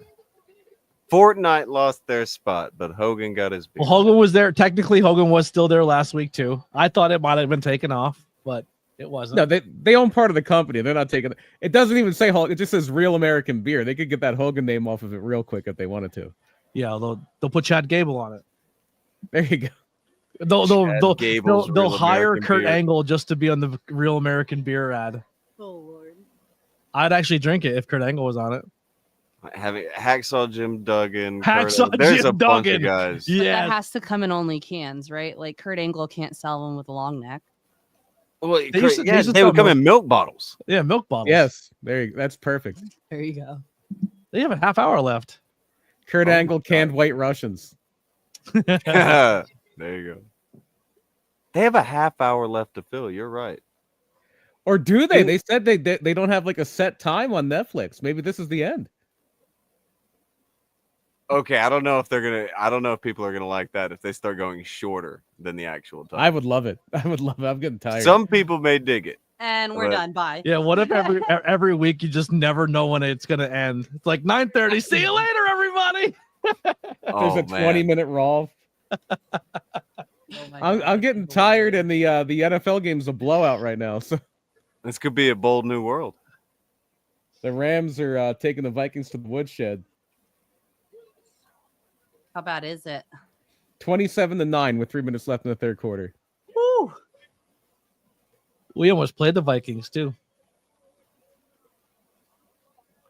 See, this is why you shouldn't have Damian Priest and Finn Balor go for 45 fucking minutes. No, this is the end. They're putting the executive producers on the screen. Oh, Yep, yeah, that's it. this is That's it. it. Wait, they're 2.5 done? 2.5 hours. That's yeah. it. Have I a good love night, it. y'all. They did it? Yeah, that's the end Thanks of the for show. joining us. That's it. You're right. Roll credits. What? I How love does that face. make you feel? You have to pay. Slow clap that. A Yeah. 2.5 hour show. Love it. Thanks for joining the live event. Had ended. Yo, what the hell? Is that What not time the is it? What mainest time of is the it? main event right there? 10:33. Yo, they At cut a half 10:33, hour they off the said, show. Come see us next week at 8 p.m. Eastern. That I'm so shocked. I want to know. I cannot wait to read Twitter tonight. You know, people are gonna shit on that. It felt like a full show, though. It felt like It I did. got It my. did.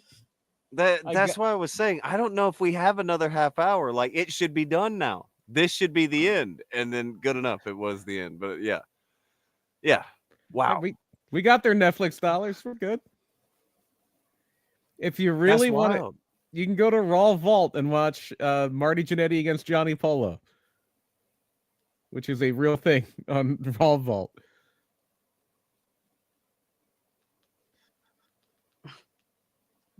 Steven said they must. I don't know if they canceled the match. This feels intentional. Yeah.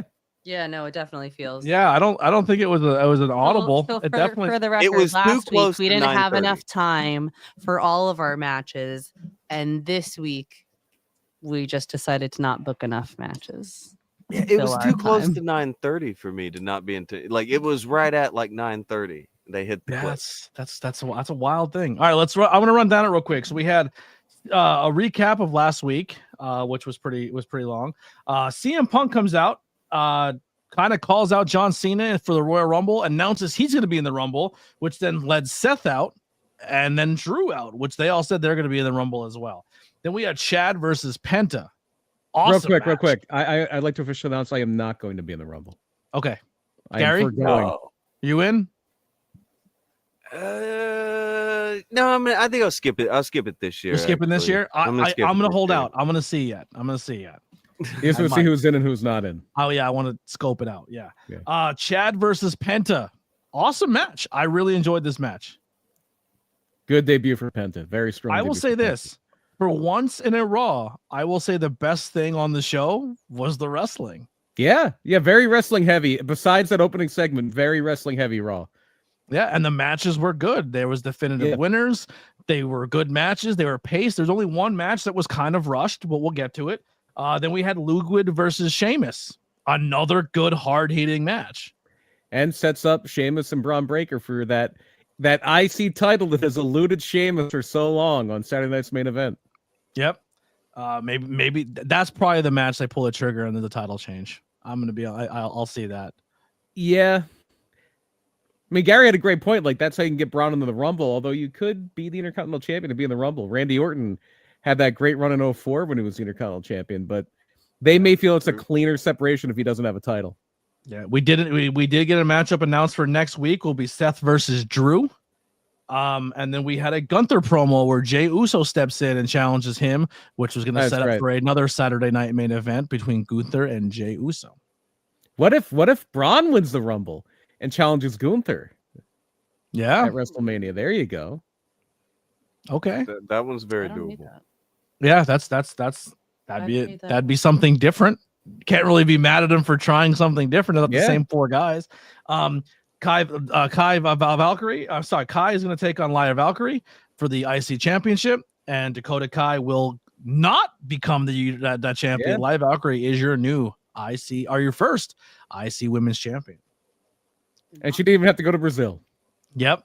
The Miz is going to take on Sami Zayn, with Sami Zayn getting probably the quickest match of the night. I think it went to commercial, and that was it. It came back from commercial and quickly ended. Then we had a Rhea Ripley promo, and then we had a little bit of backstage stuff with the Judgment Day. Then we led to Damian Priest versus Finn Balor, with Damian Priest getting the victory, and the show ending at 10:30. Yeah, I like that just because it does set that precedent of, that old Raw thing of, I'm looking at the clock and it's 11 o'clock. They must be going home now. Maybe they go to 11:15 sometimes if the match dictates it, or maybe they stop early.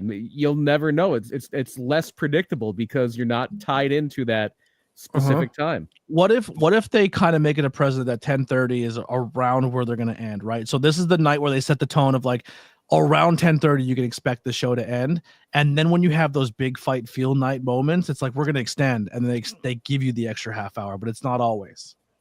Yeah, and I guess about 2 hours ago, Sean Ross Sapp, there was a lot of there are a few dark matches scheduled for tonight, so this was almost certainly planned to go off the air before 11 o'clock. Yeah. All right. Anything you guys want to plug, put over, talk about before we get out of here? I'll let Gary go first. It was a fine Raw. I don't really need to like plug anything. It seemed like a nice Raw. I need to kind of like rejudge it now, because when I was watching the last bit with the Priest and Finn Balor thing, I was, I thought it was going to go for another 30 minutes. So Right. that kind of had me skewing my opinion a little bit. But then when it kind of ended, now I'm like, oh, well, that might have been, that was fine. Yeah, it seemed appropriate. Yeah, that was fine. It was a good Raw. It was a good Raw. Yeah, I didn't hate it at all. I feel like it felt more like a regular Raw than last week's, like more. Yeah, like, they can't all be events. Well, Yeah. right. What's your but I mean, highlight like, tonight? Sorry, Lily. Go ahead. Finish your thought. You're good. No, finish your thought. Sorry. I was just saying it felt more like a regular everyday taping of Monday Night Raw. I understand that it's live now, but I mean, like, it felt more familiar. I guess. It did. This episode did feel familiar, what we had to, but there's definitely I feel like there was moments tonight that made it feel still more special. Yeah, if this is the new normal, this is a pretty good normal. Yes. Yeah. We'll start with Lily. I'll start with you. What was your highlight of the night? Translating for you. Translating the Penta promo. But honestly, what he was talking about, he wasn't even just talking about like, he was saying I'm home now and everything, but he was talking about like the people who've been with him through all of it and who stayed being there with him like through the whole journey, and saying like, oh, you guys waited for this for forever, but I've just been waiting to like give back to you. Like, it wasn't about wrestling so much as just like that camaraderie, that we're togetherness, you know what I mean? Yeah. Penta cut the ultimate every single wrestler in the world wants to be here promo. Dude, I mean, honestly, like, I'm not a member of his family, but I was almost in tears of that. I thought that was really Penta literally solidified to every WWE fan that every wrestler wants to be here, because that promo and the tears of his family felt like this guy worked his whole career and he's finally where he wanted to be. Like, seeing his daughter just openly crying in the crowd was a very touching moment. Yeah. I'm excited for the Penta era in WWE. I love Penta. I'm a fan of Penta. I'm excited to see where they take Penta going forward. That's probably the easy highlight. Like, Penta debut.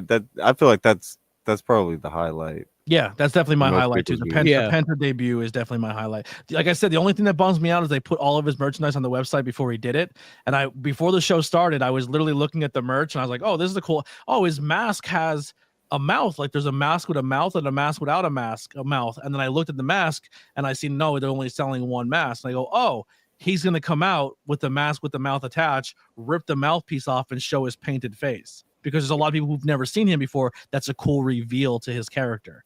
And as soon as he walked out, he tore the piece off the mask. And just knowing and seeing the merch, it kind of ruined a little bit for his debut. But for even showing off that he was going to be there before he did it, I think commentary saved it. I think he went out and put on a banger, which made everyone forget that he was not supposed to be a surprise anyway. Yeah, I think the whole idea is going to be, if you don't know who Penta is, if you've only really heard of him but haven't really seen him, maybe you don't watch AEW, you didn't watch Lucha Underground, you're not that plugged into like the Lucha scene. If this was your first impression of Penta, I don't know how you left with a negative one.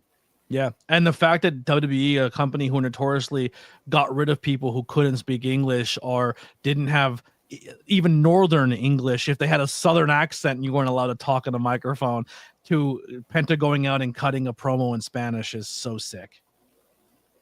Yeah, that was definitely a highlight. I thought Seth Rollins carried his end of that promo very well. Like, Punk's always reliable on the mic, but Rollins has been doing a really good job of hanging with him. Yes, very much so. Well. Him coming out and saying, if he goes, I'm a man of my word. If I win, lose, or draw, I told you I was going to come out here. He goes, that's the difference between me and you. If I did it, if it was you, you wouldn't be here. Yeah, they're slowly, subtly planting seeds for Punk to maybe skew the other way, which if we get heel CM Punk, I'm going to be a happy guy. I'm going to be a very happy guy. Yeah, they're doing a good job of balancing that between, like, one's the baby face, but everyone kind of is notoriously knows him for being an asshole, and Seth is legit like telling people what they need to hear about him, but he's an asshole for ruining the party for everybody. Right. I relate heavily to Seth right now. Like, that guy sucks, and everyone's like, but he's awesome. He books me. I don't know. Too close to the sun.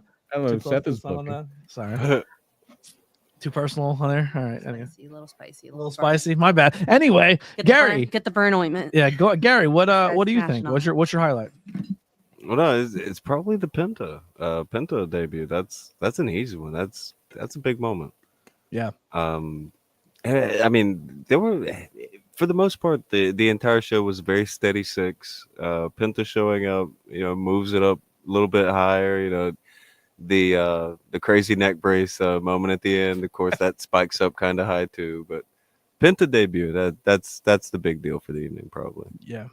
BP, anything else? Is yours the same as us, the Penta? Yeah. I think we covered up pretty much all. Although I will say I did quite enjoy the women's Intercontinental match too. I thought they worked very hard. Yeah, I thought it was a very good match too. I think it's a cool moment too for one of the debuting Raws. We get the crowning of the first ever women's IC championship. Grapple Vision Gary, put your channel over. Let's talk about it as I put it up in the box. It is certainly a channel.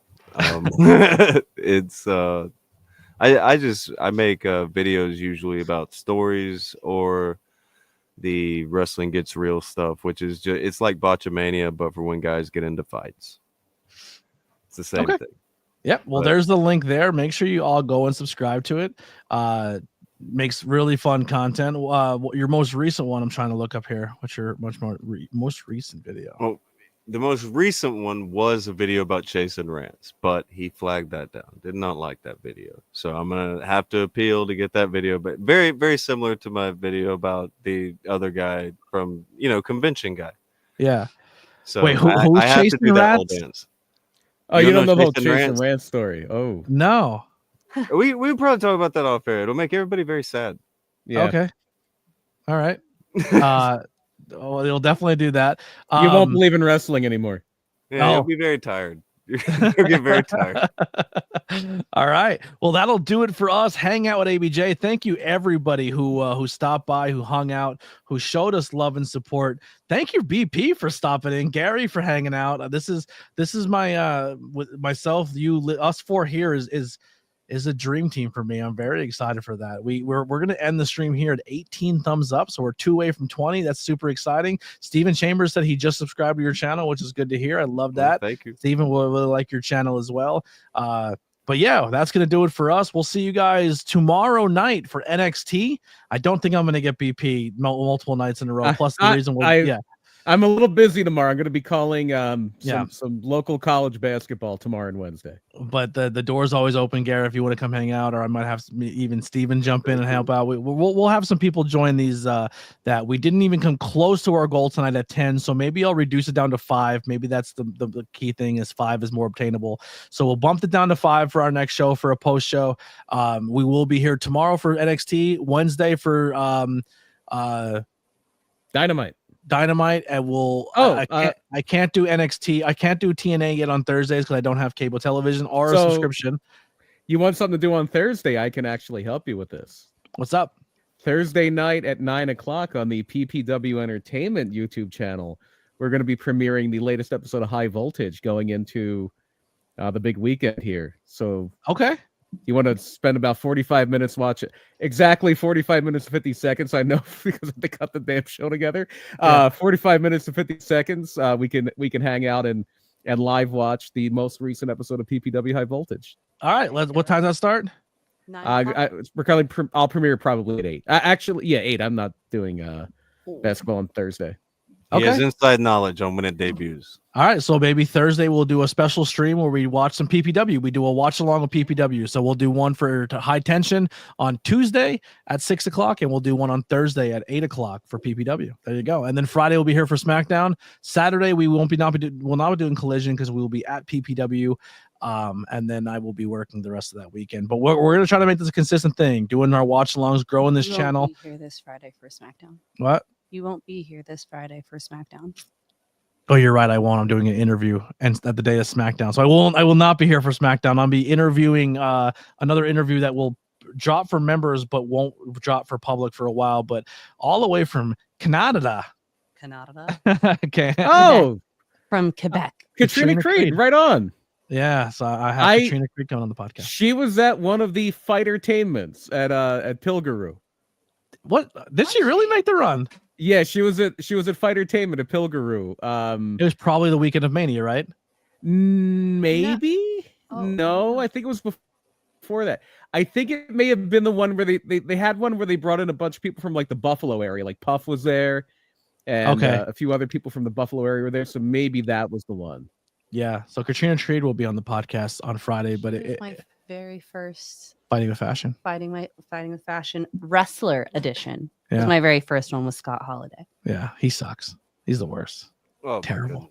But I mean, great fashion though. No, he looks like a the Sailor Moon suit was a look, man. How dare you? He's terrible. It was fashion. I'll spit on him. You can be mad if you want. There's only one Sailor Moon. Have your little heel moment. There's only one Sailor Moon that approves to me, and the that's man has fashion. And if you don't say Megan the Stallion, Cosmic's the best Sailor Moon. Acceptable. Yeah. Acceptable answer. Yeah. Acceptable answer. Listen, Cosmic can literally dress up as a piece of. She could be vomit, and I would still say she's the best dressed in the room. That'll do it for us. We're out of here for the Hangout. Once again, thank you guys so much. Please share this stream out. Tell people we're here. Let's get this growing. We got about 8 to 9 people, 10 people watching at one time for most of the night, which is super cool. Of only doing this my second time, which is really, really fun. And we'll keep it growing. We'll hit 10K for the channel very, very soon. We'll keep this thing moving along. That'll do it for Hangout with ABJ. If I could find the button. I got my sleeve done in one episode. There it is. She's sleeving it up. Bye. Push the button.